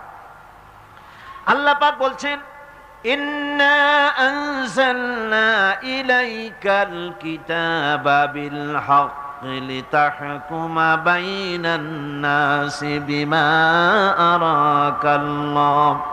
আমি এই কিতাবকে সত্য সহকারে তোমার উপরে অবতীর্ণ করেছি, যাতে করে এই সত্য জ্ঞান এবং বিচার ফায়সালা তুমি মানুষের মধ্যে করতে পারো। সেই জন্য আমার পক্ষ থেকে এই কিতাব তোমার উপরে সত্য সহকারে অবতীর্ণ করেছি। এই কিতাবেরই অনুসরণ করতে হবে কেবলমাত্র, আর কোনোটার নয়। সুতরাং কোরআনের প্রতি ঈমান আনার লক্ষ্যে কোরআনের বিশুদ্ধতা সম্পর্কে সন্দেহ এবং সংশয় দূর করা জরুরি। কোরআনের প্রতি আমাদের কি কোনো সন্দেহ আছে? জোরে বলেন, আছে? আলহামদুলিল্লাহ কোন কোন আলহামদুলিল্লাহ। আল্লাহ রাব্বুল আলামিন প্রথমে তো চ্যালেঞ্জ করেছিলেন, তোমরা যদি সন্দেহ পোষণ করো কোরআনের ব্যাপারে, তাহলে কোরআন শরীফের মতো করে একখানা কিতাব বানায় আনো। এই চ্যালেঞ্জের মোকাবেলা দুনিয়া কেউ করতে পারে নাই। এরপরে আল্লাহ পাক বলেছেন, পারলা না গোটা কোরআন, কোরআনের মতো করে 10টা সূরা বানায় আনো। তাও সাড়া পাওয়া গেল না, কাউকে পাওয়া গেল না। পরে আল্লাহ পাক সর্বশেষ চ্যালেঞ্জ করলেন, ইন কুনতুম ফি রাইবিম মিম্মা নাযালনা আলা আবদিনা ফাআতু বিসূরাতিম মিন মিসলিহি ওয়াদউ শুহাদাআকুম মিন দুনিল্লাহি ইন কুনতুম সাদিকিন। বান্দারে, যদি সন্দেহ করো যে এই কিতাব আমার নবীর বানানো, আমি নাজিল করি নাই, পারলে কোরআন শরীফের ছোট্ট সূরার মতো করে একটা সূরা বানাও। এই চ্যালেঞ্জ কত বছরের হলো? ১৫০০ বছরের পৃথিবীর মানুষের আল্লাহর এই চ্যালেঞ্জের মোকাবেলায় মানুষের, বিশ্ববাসীর নীরবতা প্রমাণ করে কোরআনে কারীম নির্ভুলভাবে আল্লাহর কালাম। ১৫০০ বছর ধরে বিশ্ব মানবের নীরবতা, এই চ্যালেঞ্জের মোকাবেলায় গোটা বিশ্ব নীরব। কথা ঠিক কিনা? কেউ সরব হয়েছে নাকি? কোরআনের মতো করে সূরা বানাও না পারলে। নবীর ব্যাপারে কথা বলেছে, নবীকে মিথ্যা নবী বলেছে, বলেন নাউজুবিল্লাহ। নবীকে পাগল বলেছে, কবি বলেছে, জাদুকর বলেছে, গণক বলেছে। কিন্তু কোরআন আল্লাহর নয়, মানুষের বানানো। এই কথা বলার সাহস কেউ করে নাই। কারণ হলো কোরআন যদি বলে যে এটা মানুষের বানানো, তাহলে লোকেরা তারে ধরবে, তুমিও তো মানুষ, বানাও তো দেখি কোরআনের মতো করে সূরা। এই সাহস কেউ করে নাই, করবেও না। আমার বন্ধুগণ, কোরআন যেইভাবে নাজিল হয়েছিল নবীজির কাছে, ঠিক ওইভাবে আজও পর্যন্ত আছে না? নাই? আছে কিনা? আর কিয়ামত পর্যন্ত চিল্লা, এখন কিয়ামত পর্যন্ত থাকবে। আল্লাহ পাক বলেন, ইন্না আলাইনা জামআহু ওয়া কুরআনা ফাইদা ক্বারানাহু ফাত্তাবি' কুরআনা সুম্মা ইন্না আলাইনা বায়ানা। একে সংগ্রহ করা এবং পড়িয়ে দেওয়া আমার দায়িত্ব। কোরআন শরীফ সংগ্রহ করা এবং এটাকে পড়ায় দেওয়ার দায়িত্ব আমি আল্লাহর। অতএব তুমি যখন একে পড়ো, তখন তোমার সেই কোরআনকে অনুসরণ করবে, আর এর অর্থ বুঝিয়ে দেওয়ার দায়িত্ব আমি আল্লাহর। রাসূল করিম সাল্লাল্লাহু আলাইহি ওয়াসাল্লাম কোরআন শরীফ নাজিল হচ্ছিল, আর তেলাওয়াত করতে গিয়ে, মুখস্থ করতে গিয়ে তাড়াহুড়ো করতেছিলেন। বারবার জিহ্বা ওড়াচ্ছেন, রাসূলের মুখস্থ করতে কষ্ট হচ্ছে। এই দৃশ্য আল্লাহ রাব্বুল আলামিনের বরদাস্ত হলো না। রব্বুল আলামিন তার হাবিবকে শোনালেন, লা তুহাররিক বিহি লিসানাকা লিতাজালা বিহি। নবী হে, কোরআনে কারীম মুখস্থ করার জন্য জিহ্বা এত নাড়াচাড়া করার কোনো দরকার নাই, এত পেরেশান হওয়ার কোনো প্রয়োজন নাই। আমার জিব্রাইল আপনার প্রতি যখন কোরআন অবতীর্ণ করবে, আমার জিব্রাইলের সাথে মাত্র একবার তেলাওয়াত করবেন, আপনার সিনার ভিতরে গোটা কোরআনে কারীম জামায়ে দেওয়ার মালিক আমি আল্লাহ রাব্বুল আলামিন। আমি মুখস্থ করাই দেব। হাবিব, আপনি পড়তে জানেন না সেটা তো আমি জানি, আমি আপনারে পড়াবো, আমি আপনারে শিখাবো, আমি আপনাকে তেলাওয়াত করে ব্যাখ্যা করে বুঝাবার তৌফিক দিয়ে দেব। আর যদি আপনি ভুলে যান, সানুকরিউকা ফালা তানসা ইল্লা মা শাআল্লাহ। আমি এমন ভাবে তোমাকে পড়াবো যে অবশ্যই তুমি তা ভুলতে পারবে না। সুবহানাল্লাহ। আর আল্লাহ যদি কোনো জিনিস ভুলাতে চান, সেটা স্বতন্ত্র কথা। আমি এমন ভাবে পড়াবো তুমি ভুলবা না। সুবহানাল্লাহি বিহামদিহি। আল্লাহ রাব্বুল আলামিন তিনি বলছেন তার হাবিবকে, ওয়াতলু মা উহিয়া ইলাইকা মিন কিতাবি রাব্বিক লা মুবাদদিলা লিকালিমাতি। তোমার প্রতি তোমার প্রভুর পক্ষ থেকে যে কিতাব অবতীর্ণ হয়েছে তা তুমি তেলাওয়াত করো। কোরআন শরীফ বেশি বেশি তেলাওয়াত করো। নবীজিকে তেলাওয়াত করতে বলা হয়েছে, আর বলা হয়েছে আল্লাহর কথা কেউ পরিবর্তন করতে পারবে না। বেশি বেশি তেলাওয়াত করো, তোমার উপরে যা অবতীর্ণ হয়েছে তেলাওয়াত করো। এটা শুধু নবীর জন্যই নয়, গোটা উম্মতের জন্য তেলাওয়াতের হুকুম। তেলাওয়াত করো। কোরআন শরীফ যে পৃথিবীর বুকে অবিকল আছে, তার যতগুলি কারণ, ওর মধ্যে বড় একটা কারণ হলো কোরআন শরীফ যত বেশি মুসলমানেরা পড়ে, এত বেশি কোনো ধর্মগ্রন্থ তার অনুসারীরা পড়ে না। ঠিক কিনা? নামাজে তেলাওয়াত করে, এমনি তেলাওয়াত করে, করবে না কেন? কারণ হলো এমন কিতাব আল্লাহ দান করেছেন যার প্রত্যেক অক্ষরে অক্ষরে 10টা করে নেকি আমলনামায় লেখা হয়ে যায়। নবীজি বলেছেন, আমার উম্মতেরা কোরআন পড়ো বেশি করে, কোরআনে কারীমকে তেলাওয়াত করো। কেউ যদি সূরা ইখলাস 3 বার পড়ে, গোটা কোরআন শরীফ একবার খতম করার সওয়াব আল্লাহ দিয়ে দিবে। আল্লাহর নবী বলেছেন, মুমূর্ষু ব্যক্তির কাছে বসে সূরা ইয়াসিন পড়বে, তাহলে আল্লাহ পাক মুমূর্ষু ব্যক্তির কবরের তার মৃত্যুর আযাবকে কমায়া দিবে। মুমূর্ষু ব্যক্তির কাছে বসে সূরা ইয়াসিন পড়ো। আপনি মরতেছেন, আপনার ছেলেরে কোরআন শরীফ শিখান নাই, মৌলভী সাহেব কখন আনবে আর কখন কোরআন শরীফ পড়বে? ছেলেরে কোরআন শিখান, মেয়েরে কোরআন শিখান, মরবার সময় যেন তারা কাছে বসে সূরা ইয়াসিন পড়তে পারে। আল্লামা হালি কি সুন্দর করে বলেছেন, মাস্টার হে নজর মে लड़कों की शामत देखिए, मस्तर है नज़र में लड़कों को की शामत देखिए, उनकी फोटो लेते हैं पढ़ते नहीं यासीन है। বাপ মরতেছে, মা মরতেছে, ওস্তাদ মরতেছে, শোনা মাত্র ছেলে মেয়ে ছাত্র সব ক্যামেরা নিয়ে আসতেছে, ফটো উঠাইতেছে। কেমনে দাঁতগুলো ছিটকে বাপ মরতেছে ছবি উঠাচ্ছে, কেমনে ওস্তাদ টানা দিয়ে মরতেছে, দাঁত কর্মার করতেছে, বিভিন্ন পোজে স্ন্যাপ নিচ্ছে, সূরা ইয়াসিন পড়তেছে না। কপাল পোড়া। কি পোড়া? কপাল পোড়া। নবীজি বলেছেন কেউ যদি একটিবার সূরা ইয়াসিন পড়ে, আল্লাহ রাব্বুল আলামিন গোটা কোরআনে কারীম 10 বার খতম করলে যে সওয়াব হবে, রব্বুল আলামিন সূরা ইয়াসিনের পাঠকের আমলনামায় তা দিয়ে দিবেন। এই কোরআন শরীফ বেশি বেশি করে পড়ো, বেশি করে পড়ো। এই কোরআন এমন এক কিতাব যার মধ্যে অসত্যের আদৌ কোনো ঠাঁই নাই। কোরআনের মধ্যে অসত্য কথা আছে? মিথ্যা কথা আছে? আল্লাহ পাক বলছেন وَإِنَّهُ لَكِتَابٌ عَزِيزٌ لَا يَأْتِيهِ الْبَاطِلُ مِنْ بَيْنِ يَدَيْهِ وَلَا مِنْ خَلْفِهِ। নিশ্চিত রূপে এক সুদৃঢ় সুরক্ষিত কিতাব, মিথ্যা না এর পেছন থেকে, উপর থেকে, ডান থেকে, বাম থেকে, কোন দিক থেকে মিথ্যা কোরআনের ভিতরে প্রবেশের কোনো কায়দা নাই। যালিকাল কিতাবু লা রাইবা ফীহি, এমন কিতাব যার মধ্যে সন্দেহের কোনো অবকাশ নাই। জোরে কর সুবহানাল্লাহ।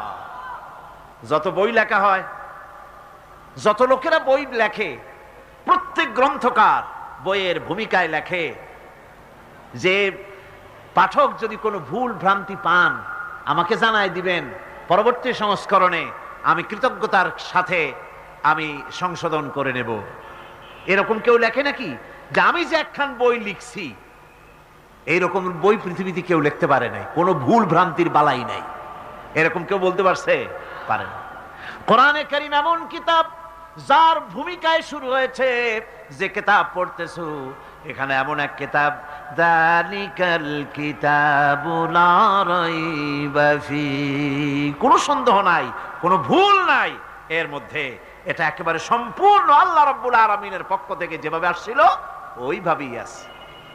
এবার আল্লাহ গ্যারান্টি দিচ্ছেন, দুনিয়ার মানুষ যদি কখনো অসসার ভিতরে পড়ে যাও যে নবীজি বুঝি এর মধ্যে কিছু বানায় ঢুকাইছে নাকি, তাহলে আমার পক্ষ থেকে গ্যারান্টি শোনো। কে গ্যারান্টি দিচ্ছেন? জোরে কোন কে? ওয়ালাউ তাকাওয়ালা আলাইনা বা'দাল আকাবিল লাআখাযনা মিনহু বিল ইয়ামিন সুম্মা লাকাতা'না মিনহুল ওয়াতিন। আমার নবী যদি নিজের থেকে কোনো কথা বানিয়ে কোরআনের নামে ঢুকাই দিত, কোরআনের ভিতরে যদি আমার নামে নিজের বানানো কথা ঢুকাইতো, আমি আমার নবীজির ডান হাত চেপে ধরতাম, আর আমি আমার নবীজির কণ্ঠ নালীকে কেটে ফেলে দিতাম। একটা বর্ণ নবী এর ভিতরে বানান নাই, এর ভিতরে যা আছে সব আল্লাহ পাকের কালাম, বিশুদ্ধভাবে যেমনটি নাজিল করেছিলেন তেমনটি আমাদের কাছে আছে। সুতরাং কোরআনের পরিপন্থী কোন জিনিসের অনুসরণ করা যাবে না। সলিড এই কিতাব, আল্লাহর এই বাণী, কিতাবের প্রতি ঈমান। এখন আপনি যতই সেজদা দেন ওই কথায় ফিরে চলেন। ওই যে প্রথম কথা, লাইসাল বিররা আন তুওয়াল্লু ওয়ুজুহাকুম কিবালাল মাশরিকি ওয়াল মাগরিব ولكن البر من آمن بالله واليوم الآخر والملائكة والكتاب والنبيين। পূর্ব পশ্চিমে মুখ ঘুরানোই পুণ্যবান নেককার আর সৎকার হওয়ার জন্য যথেষ্ট নয়। সেজদা দিতে দিতে যদি কপালে দাগও পড়ে যায়, আছে না বহু মানুষ কপালে দাগ পড়ে গেছে আর মনে করে এই কপালে দাগ পড়াটাই ফি উজুহিহিম মিন আসারিস সুজুদ, এটা পড়া দরকার ঘষে হইলেও। আসারিস সুজুদ মানে কপালে দাগ পড়া নয়। লোকটা যে নামাজি তার চেহারার ভিতরে নামাজের আসর ফুটে ওঠে। সুবহানাল্লাহ বিহামদি। লোকটারে দেখলেই বোঝা যায় লোকটা নামাজি। তার চরিত্র, তার ওঠা বসা, তার চলাফেরা, তার আচরণ, তার হাসি, তার বক্তব্য, তার ওয়াদা, তার সবকিছু দেখে প্রমাণিত হয় যে লোকটা নামাজি। এটাই হলো আসরের সুজুদ। দাগ পড়লেই ওইটার নামই আসরের সুজুদ না। তাহলে যাদের কপালে দাগ পড়ে না সারা জীবনে তাদের অবস্থাটা কি? সুতরাং পূর্ব পশ্চিমে কতগুলো সিজদা দিলেন ওইটা বড় কথা না। বড় কথা হলো এইগুলির উপরে ঈমান আনা। কিতাব মানছি তো, কিতাব ছাড়া আর কোনো কিছুকে অনুসরণ করা যাবে। এবার শুনুন আল্লাহ পাক কি বলতেছেন, ইত্তাবিউ মা উনজিলা ইলাইকুম মির রাব্বিকুম ওয়া লা তাত্তাবিউ মিন দুনিহি আউলিয়া। যা কিছু তোমার প্রভুর পক্ষ থেকে অবতীর্ণ হয়েছে সেটারই অনুসরণ করো, এবং কোরআন ছেড়ে অন্য কোন পৃষ্ঠপোষকের অনুসরণ করো না। কে নিষেধ করেছেন? কে নিষেধ করেছেন? এই কোরআনের পরিপন্থী কোন জিনিস মানা যাবে না। কোরআন যা বলেছে সেটাই মানতে হবে। কোরআন কি শুধু নামাজের কথা, রোজার কথাই কইছে নাকি? আর কিছু বলে নাই? নামাজের কথা বলেছে, রোজার কথা বলেছে, হজ যাকাত বলেছে, অর্থনীতি বলেছে, সমাজনীতি বলেছে, রাজনীতি বলেছে। কি বলে নাই? তিবিয়ানান লিকুল্লি শাই। মানুষের জন্য যা দরকার আল্লাহ সব খুলে খুলে কোরআনে কারিমে বলে দিয়েছেন। সুবহানাল্লাহ বিহামদি। মানুষ বেকুব, বোঝে না, তাই কোরআনকে মনে করে তাবিজের কিতাব, তদবিরের কিতাব, ঝাড়ফুঁকের কিতাব, এগুলি মনে করে কোরআনকে ফেলে রেখেছে। আর ওই যে আমি বলি, বিবাহের সময় কোরআন শরীফকে ভেলভেটের কাপড় দিয়া জড়াইয়া সুন্দর করে সাজাইয়া গুছাইয়া তারপরে মেয়ের সাথে দিয়ে দেয়। মেয়েওয়ালারা জিজ্ঞেস করে, ভাই সাহেব কোরআন শরীফ তো দিলেন, মেয়ে কি কোরআন পড়তে জানে? কয় যে না, কোরআন পড়তে জানে না। দিয়া দিলাম কোরআন, থুইয়া দেবে বাড়িতে শোকেসের মধ্যে, অন্তত জেন ভূত তো আর আসবে না। তাহলে আপনি কি আচরণ করলেন কোরআনের সাথে? আপনি কি মনে করেন যে কোরআন পৃথিবীতে এসে জেন ভূত তাড়াবার জন্য? আহা, কি ভুলটা করলাম, কত বড় মারাত্মক ভুলটা করলাম জীবনে কোরআনের কাছে না এসে।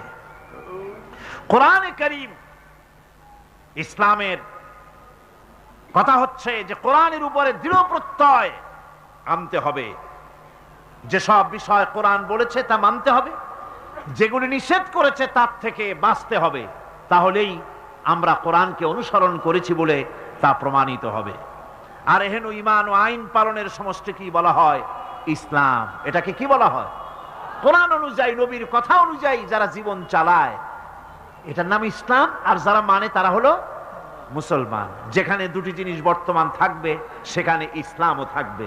যেখানে ইসলাম থাকবে, কোরআন থাকবে, সেখানে সেখানে ইসলাম থাকবে। যেখানে নবুয়ত আছে, নবীর কথা আছে, যেখানে কোরআনের কথা আছে, যেখানে ঈমান আছে সেখানে ইসলাম আছে। আর যেখানে কোরআন সুন্নাহর বিধান থাকবে না সেখানে ইসলামও থাকতে পারে না। যেমন অনইসলামিক রাষ্ট্রের ভিতরে মুসলমানেরা ইচ্ছা করলেও ইসলামী রাষ্ট্র, ইসলামী হুকুম মানতে পারে না। উদাহরণস্বরূপ, পুঁজিবাদী দেশে কোন কমিউনিস্ট তার দায়িত্ব পালন করতে পারে না। পারে? আমেরিকায় গিয়ে কোন কমিউনিস্ট তার দায়িত্ব পালন করতে পারবে? কোন পারবে? ও তো বক্তৃতাই করতে পারবে না, পিটাইয়া সমুদ্রে ভালায় দেবে। আরে বেটা, তুমি কিসের কথা কও? এখানে খাবারের অভাব নাই, পড়ার অভাব নাই, থাকার অভাব নাই, তোমার কমিউনিজম নিয়ে তুমি সমুদ্রে ঝাঁপাও। এটার আমাদের কোনো দরকার নেই। একটা কমিউনিস্ট পুঁজিবাদী স্টেটে গিয়ে তার দায়িত্ব পালন করতে পারে না। অনুরূপ ভাবে কোন পুঁজিবাদী লোক কোন কমিউনিস্ট স্টেটে গিয়ে তার পুঁজিকে রক্ষা করতে পারে না। ঠিক একই ভাবে অনইসলামিক শাসন ব্যবস্থায় কোন মুসলমান ইসলামের সম্পূর্ণ দায় দায়িত্ব পালন করতে পারে না। এই জন্য ইসলামী হুকুমতের প্রয়োজন, আল্লাহর আইনের দরকার। আল্লাহর আইন যতক্ষণ পর্যন্ত কার্যকরী না হবে ততক্ষণ পর্যন্ত শান্তি আসবে না। আল্লাহ রাব্বুল আলামিন বলেন, قد جاءكم من الله نور وكتاب مبين يهدي به الله من اتبع رضوانه سبل السلام ويخرجهم من الظلمات إلى النور। তোমাদের নিকট আমার পক্ষ থেকে এসেছে আলো, আর এসেছে সত্য পথ দেখাবার জন্য কোরআন, কিতাব। আলো দিছি, কিতাব দিছি। আলো কি? মুহাম্মদুর রাসূলুল্লাহ সাল্লাল্লাহু আলাইহি ওয়াসাল্লাম। জোরে কোন সাল্লাল্লাহু আলাইহি ওয়াসাল্লাম। এ হচ্ছে আলো। মুহাম্মদ সাল্লাল্লাহু আলাইহি ওয়াসাল্লামকে দিয়েছি, আর দিয়েছি পথ দেখবার জন্য স্পষ্ট কিতাব। আল্লাহ পাকের সন্ধানকারীদের জন্য শান্তি এবং নিরাপত্তার পথ বলে দেবে এই কোরআন। শান্তির পথ, নিরাপত্তার পথ কে বলে দেবে? কে বলে দেবে? পৃথিবী কি শান্তির পথ দেখাইতে পেরেছে? বলেন, দেখাতে পেরেছে? পারে নাই। নিরাপত্তার পথ দেখাতে পারে নাই। এই যে মাত্র 3 মাস আগে, ডিসেম্বর, নভেম্বর, 2 মাস আগে, মাত্র 2 মাস আগে জাতিসংঘের 50 বছর পূর্তি হয়ে গেল, অনুষ্ঠান হয়ে গেল। যেদিন জাতিসংঘের 50 বছর পূর্তি উপলক্ষে ফুর্তি অনুষ্ঠিত হচ্ছে জাতিসংঘ অফিসে নিউ ইয়র্কের জাতিসংঘের অফিস থেকে মাত্র আধা মাইল দূরে আমার প্রোগ্রাম চলতেছিল।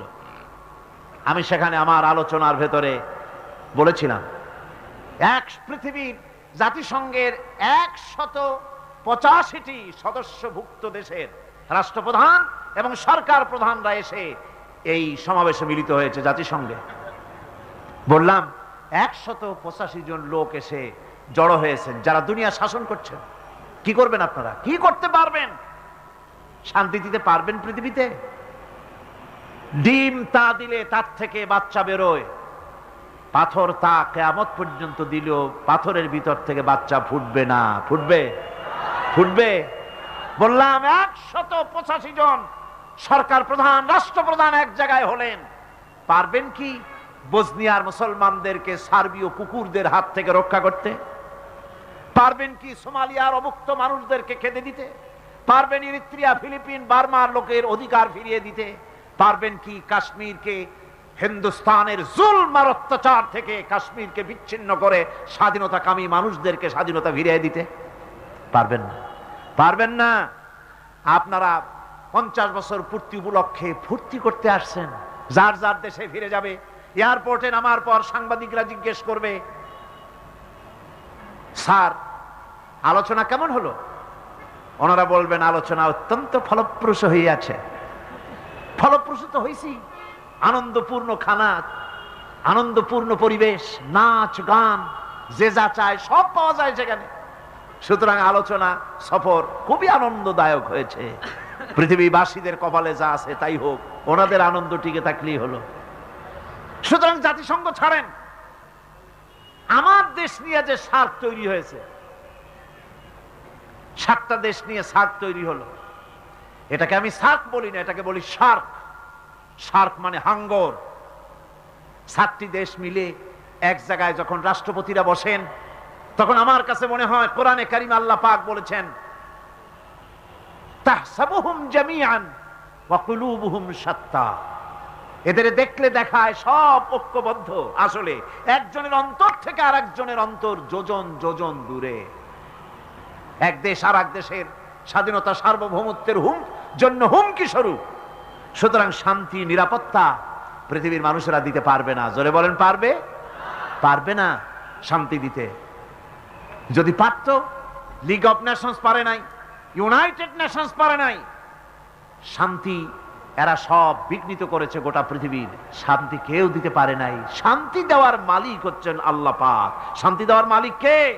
আল্লাহ পাক। আল্লাহ পাক বলেন, কোরআন দিলাম শান্তি এবং নিরাপত্তার পথ বের করবে। তোমরা যে অন্ধকারে আছো, ইখরিজুহুম মিনাজ যুলুমাতি ইলান নূর, তোমাদেরকে অন্ধকারের ভেতর থেকে আলোর দিকে টেনে বের করবে ইসলাম। কে বের করবে? জোরে বলেন, কে করবে?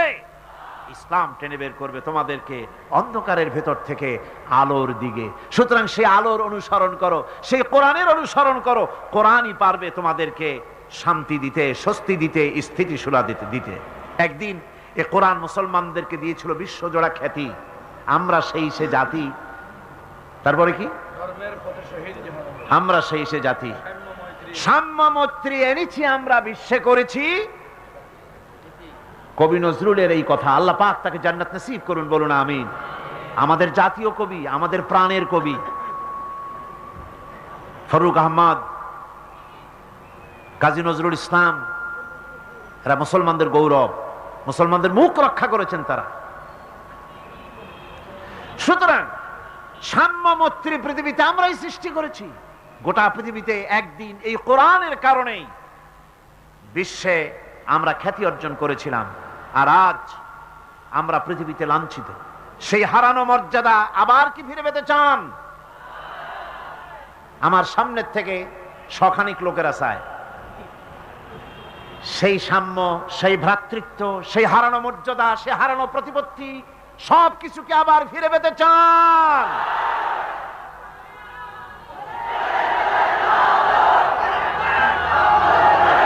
তাহলে সেই শান্তি ফিরে পাওয়ার জন্যে আবার কোরআন থেকে শিক্ষা গ্রহণ করতে হবে। ন্যায় বিচার, সততার আর বীরত্বের শিক্ষা নিতে হবে। কার কাছ থেকে? কোরআনের কাছ থেকে, যার আলোচনা আমি করতেছি। কবি বলছেন, সবক পড় ফির সদাকত কা, আদালত কা, শুজাত কা। सबक पढ़ फिर सदाकत का, अदालत का, शुजात का, लिया जाएगा काम तुझसे दुनिया की इमामत का। কোরআন থেকে আরেকবার বীরত্ব, সততা, ন্যায়নিষ্ঠা আর ন্যায় বিচারের শিক্ষা গ্রহণ করে দুনিয়ায় যদি তুমি ঝাঁপায় পড়তে পারো, তাহলে এই পৃথিবীর নেতৃত্ব আবার তোমার হাতে আল্লাহ রব্বুল আলামিন ফিরাইয়া দিবেন। হারানো মর্যাদা আবার ফিরে আসবে। এই পৃথিবীতে তো আমরা ছিলাম, ওয়াকাযালিকা জাআলনাকুম উম্মাতান ওয়াসাতান লিতাকুনু শুহাদা আলান নাস। এইভাবে পৃথিবীর মধ্যে আমি তোমাদেরকে মধ্যমপন্থী উম্মত হিসেবে সৃষ্টি করেছি। তোমরা হবে দুনিয়ার সাক্ষী। তোমরা কি দুনিয়ার সাক্ষী? কন্যা কান জোরে সরে। রোজার মাস এখনো দেরি আছে, আমার মনে হয় যে আপনারা রোজা রাখাই শুরু করছেন। ইফতারও করেন নাই, সেহরিও কপালে জোটে নাই। কথা কইবেন পুরুষের মতো ঠাস ঠাস করিয়া।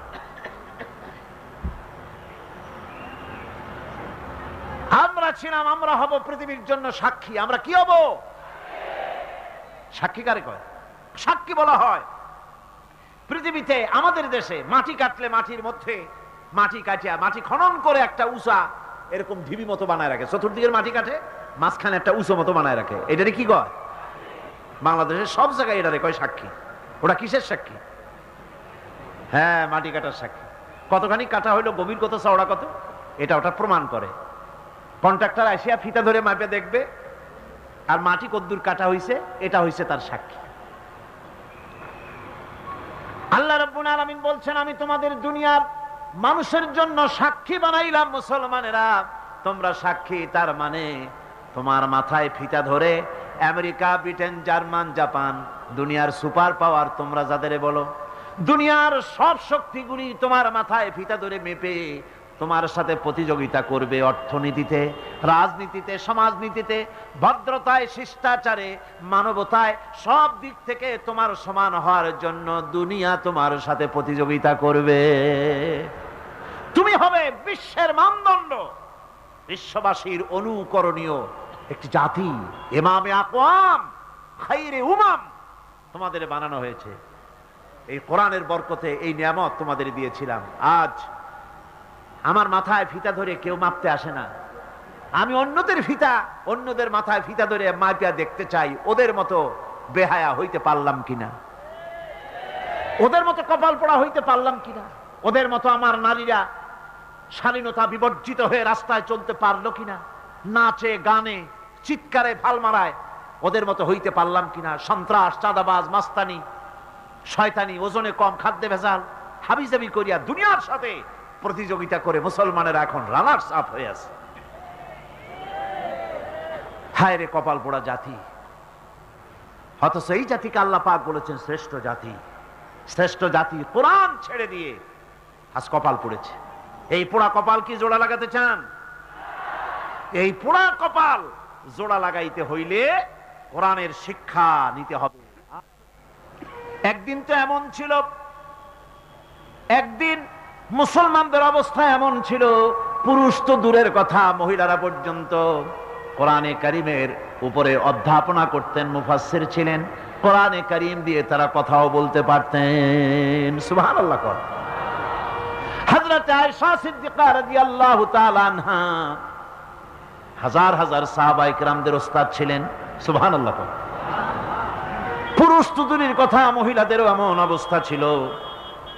আমি এই ঘটনা আপনাদেরকে আরো বোধহয় একবার শোনাইছিলাম, আজও শোনাই যারা শোনেন নাই।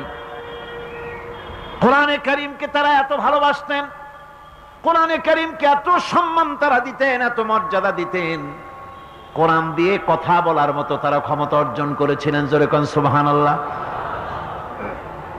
হযরত আব্দুল্লাহ বিন মুবারক রাহমাতুল্লাহ আলাইহি জবরদস্ত মুহাদ্দিস, তার আমলের অনেক বড় আলেম, হজ করতে এসেছেন।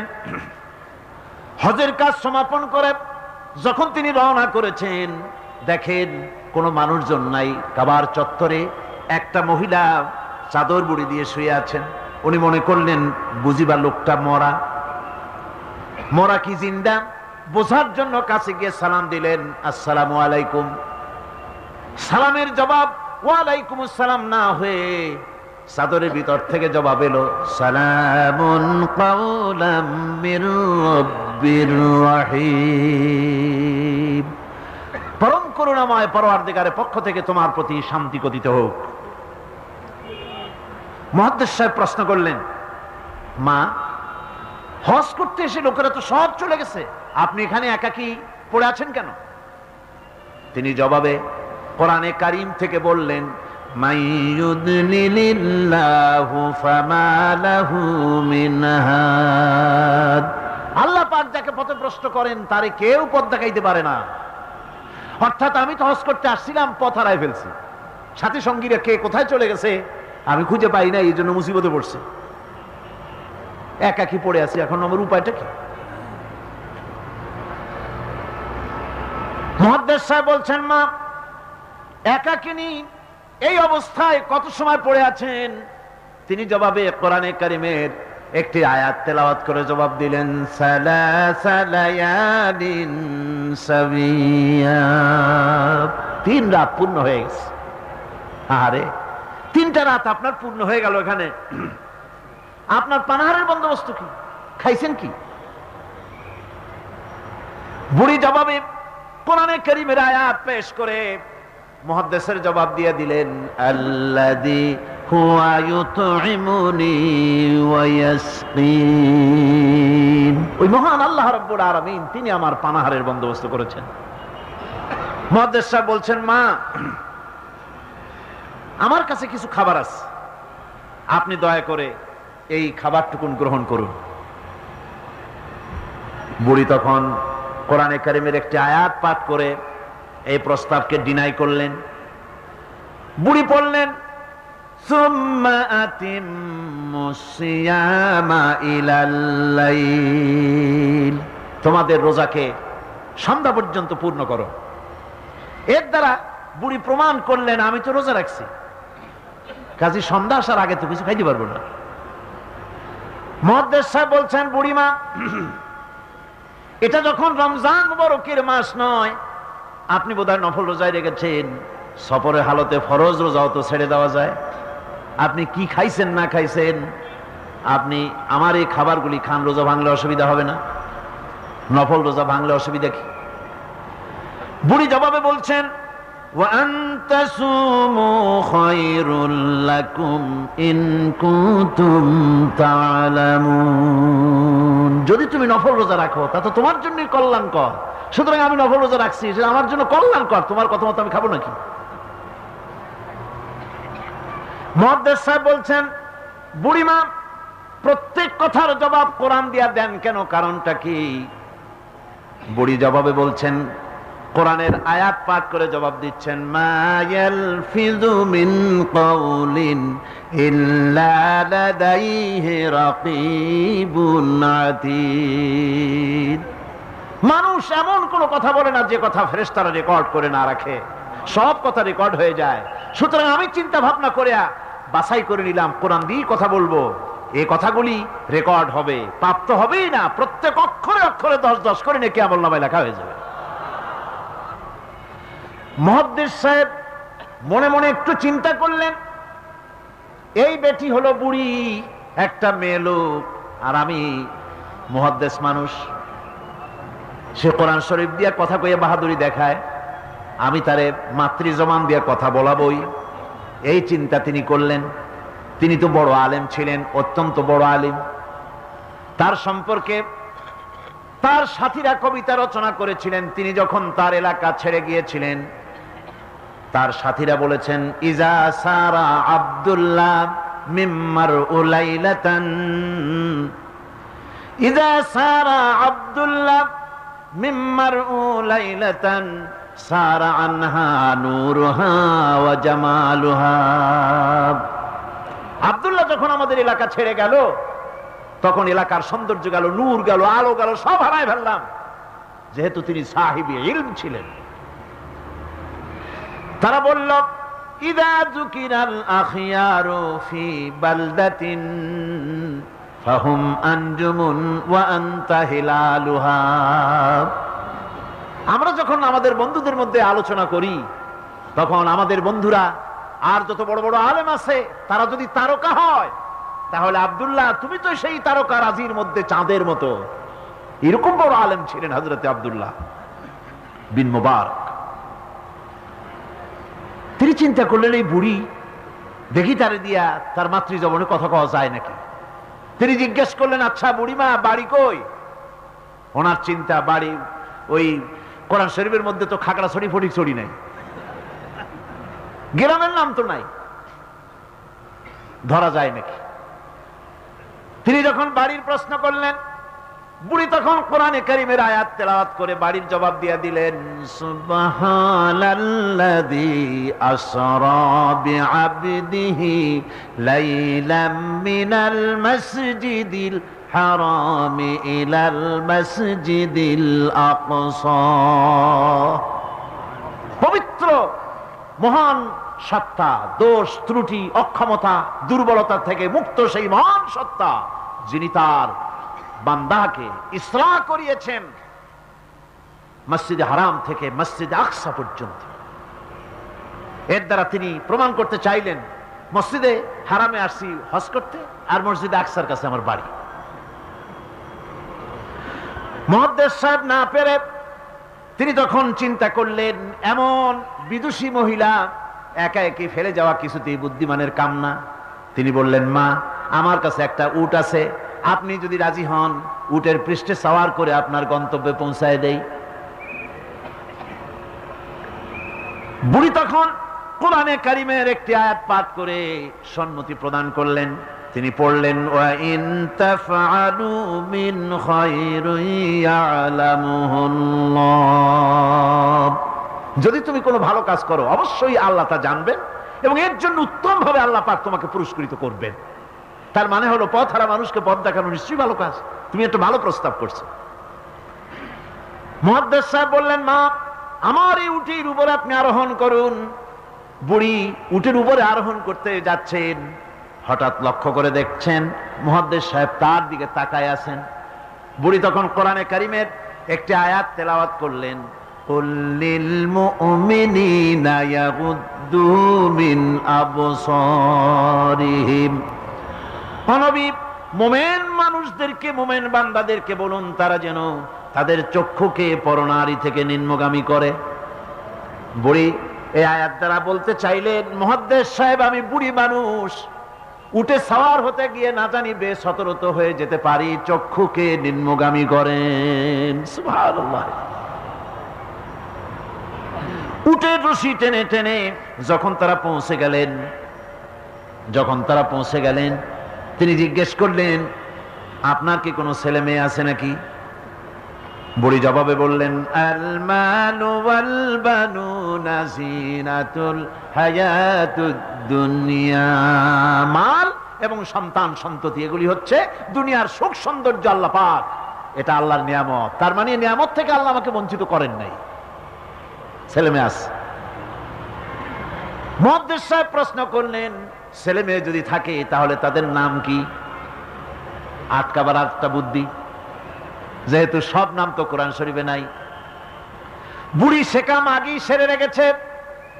বুড়ি কোরআনে কারীমের আয়াত পাঠ করে ছেলেদের নাম বলে দিলেন, ইয়া ইয়াহিয়া খুদিল কিতাবা বিকুওয়া ওয়া কাল্লামাল্লাহু মূসা তাকলীমা واتخذ الله إبراهيم خليلا। যথাক্রমে তিনটে আয়াত তেলাওয়াত করে তিনটা নাম বললেন, ইয়াহিয়া, ইব্রাহিম, মুসা, আমার ছেলে। সুবহানাল্লাহ ওয়া বিহামদিহি। আরে কপাল পোড়া মুসলমান, এই মুসলমানেরা এখনকার যুগে ছেলেদের নাম রাখে বল্টু, শান্টু, তারপরে বাংলা আর আরবি মিশাইয়া শুভ রহমান, কৌশিক আহমদ, সাগর হোসেন, বাতাস খাতুন, অক্সিজেন বেগম।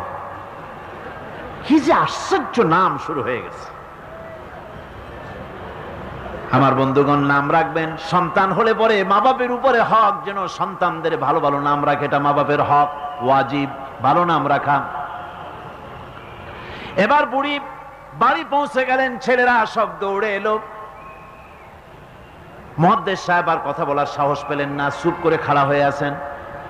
ছেলেদেরকে বুড়ি তখন নিজের থেকে কিছু টাকা পয়সা বার করে ছেলেদের বললেন, ফাবআসু আহাদাকুম বিওয়ারিকিকুম হাদিহি ইলাল মাদিনা। এই রৌপ্য মুদ্রাগুলি নিয়ে যাও এবং বাজার থেকে কিছু উত্তম খাদ্য সামগ্রী কিনে আনো। বাজার থেকে খাদ্য সামগ্রী আনিয়া প্লেটে সাজাইয়া মুহাদ্দিস সাহেবের সামনে রাখে বুড়ি বলতেছে, কুলু ওয়াশরাবু হানিয়াম বিমা আসলাফতুম ফিল আইয়ামিল খালিয়া। বিগত দিনে তুমি আমার জন্য যে পরিশ্রম করেছো তার বিনিময়ে কিছু আহারীয় গ্রহণ করো। মুহাদ্দিস সাহেব খানা শেষ করে ছেলেদেরকে এক কোণায় নিয়ে জিজ্ঞেস করে, ছেলেরা, তোমার মা কোরআন শরীফ থেকে এই ধরনের কতদিন কথা বলতেছে?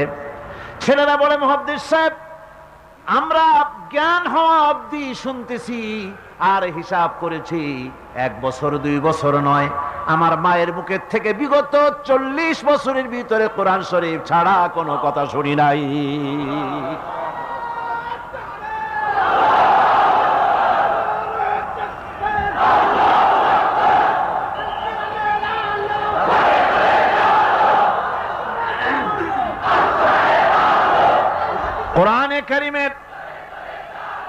কোরআনে কারীমের প্রতি মানুষের, তৎকালীন যুগের মানুষের এই মহব্বত ছিল, এই ভালোবাসা ছিল, এই আকর্ষণ ছিল।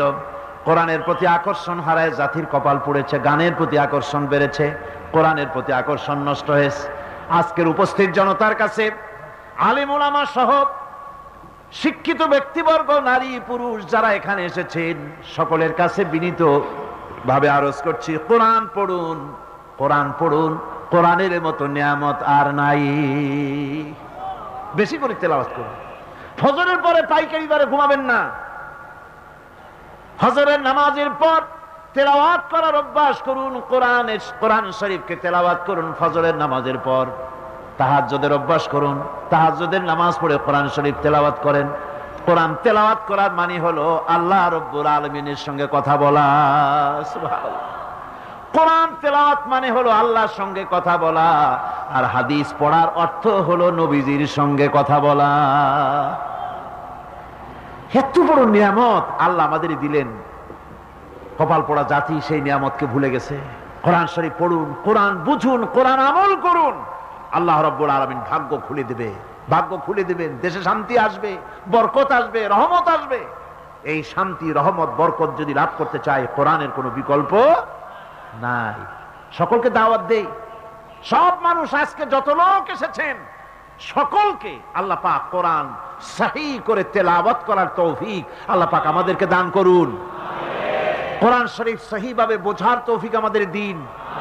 কোরআন অনুযায়ী জীবন চালাবার তৌফিক আল্লাহ পাক আমাদের দান করুন। মোনাজাত করব এখন। মোনাজাতের জন্য সব মানুষ বসুন, ঠিক দান করুন। আল্লাহুম্মা আমিন। ربنا ظلمنا أنفسنا وإن لم تغفر لنا وترحمنا لنكونن من الخاسرين سبحانك اللهم وبحمدك ونستغفرك ونتوب إليك ونشهد أن لا إله إلا الله وحده لا شريك له ونشهد أن محمدا عبده ورسوله اللهم اجعلنا من التوابين اللهم اجعلنا من المتطهرين اللهم اجعلنا من عبادك الصالحين اللهم اجعلنا من الذين لا خوف عليهم ولا هم يحزنون আয় আল্লাহ রাব্বুল আলামিন, শীতের এই রাতে গভীর রাত পর্যন্ত তোমার বান্দা বান্দিরা কোরআনে কারীমের মাহফিলে হাজিরা দিয়েছে। আয় আল্লাহ, কোরআনে কারীমের বরকতে জাহান্নামের আগুন আমাদের জন্য হারাম বানায়া দাও রব্বুল আলামিন। আমাদের মধ্য থেকে আমরা যারা মা বাপ হারাইছি, মা বাপ যাদের বিদায় হয়ে গেছে, মা বাপের কবরগুলিকে জান্নাতের টুকরা বানায়া দাও। রব্বিরহামহুমা কামা রব্বায়ানি সগীরা। আয় আল্লাহ তাআলা, অনেকে দোয়া চেয়েছেন, যিনি যে উদ্দেশ্যে দোয়া চেয়েছেন নেক উদ্দেশ্য আল্লাহ তুমি পূরণ করে দাও। আয় আল্লাহ, দোয়া করার মালিক, দোয়া কবুলের মালিক তুমি। তোমার বান্দারা যার দিলে যে দুঃখ আছে, কষ্ট আছে, সব দুঃখ কষ্ট দূর করে দাও।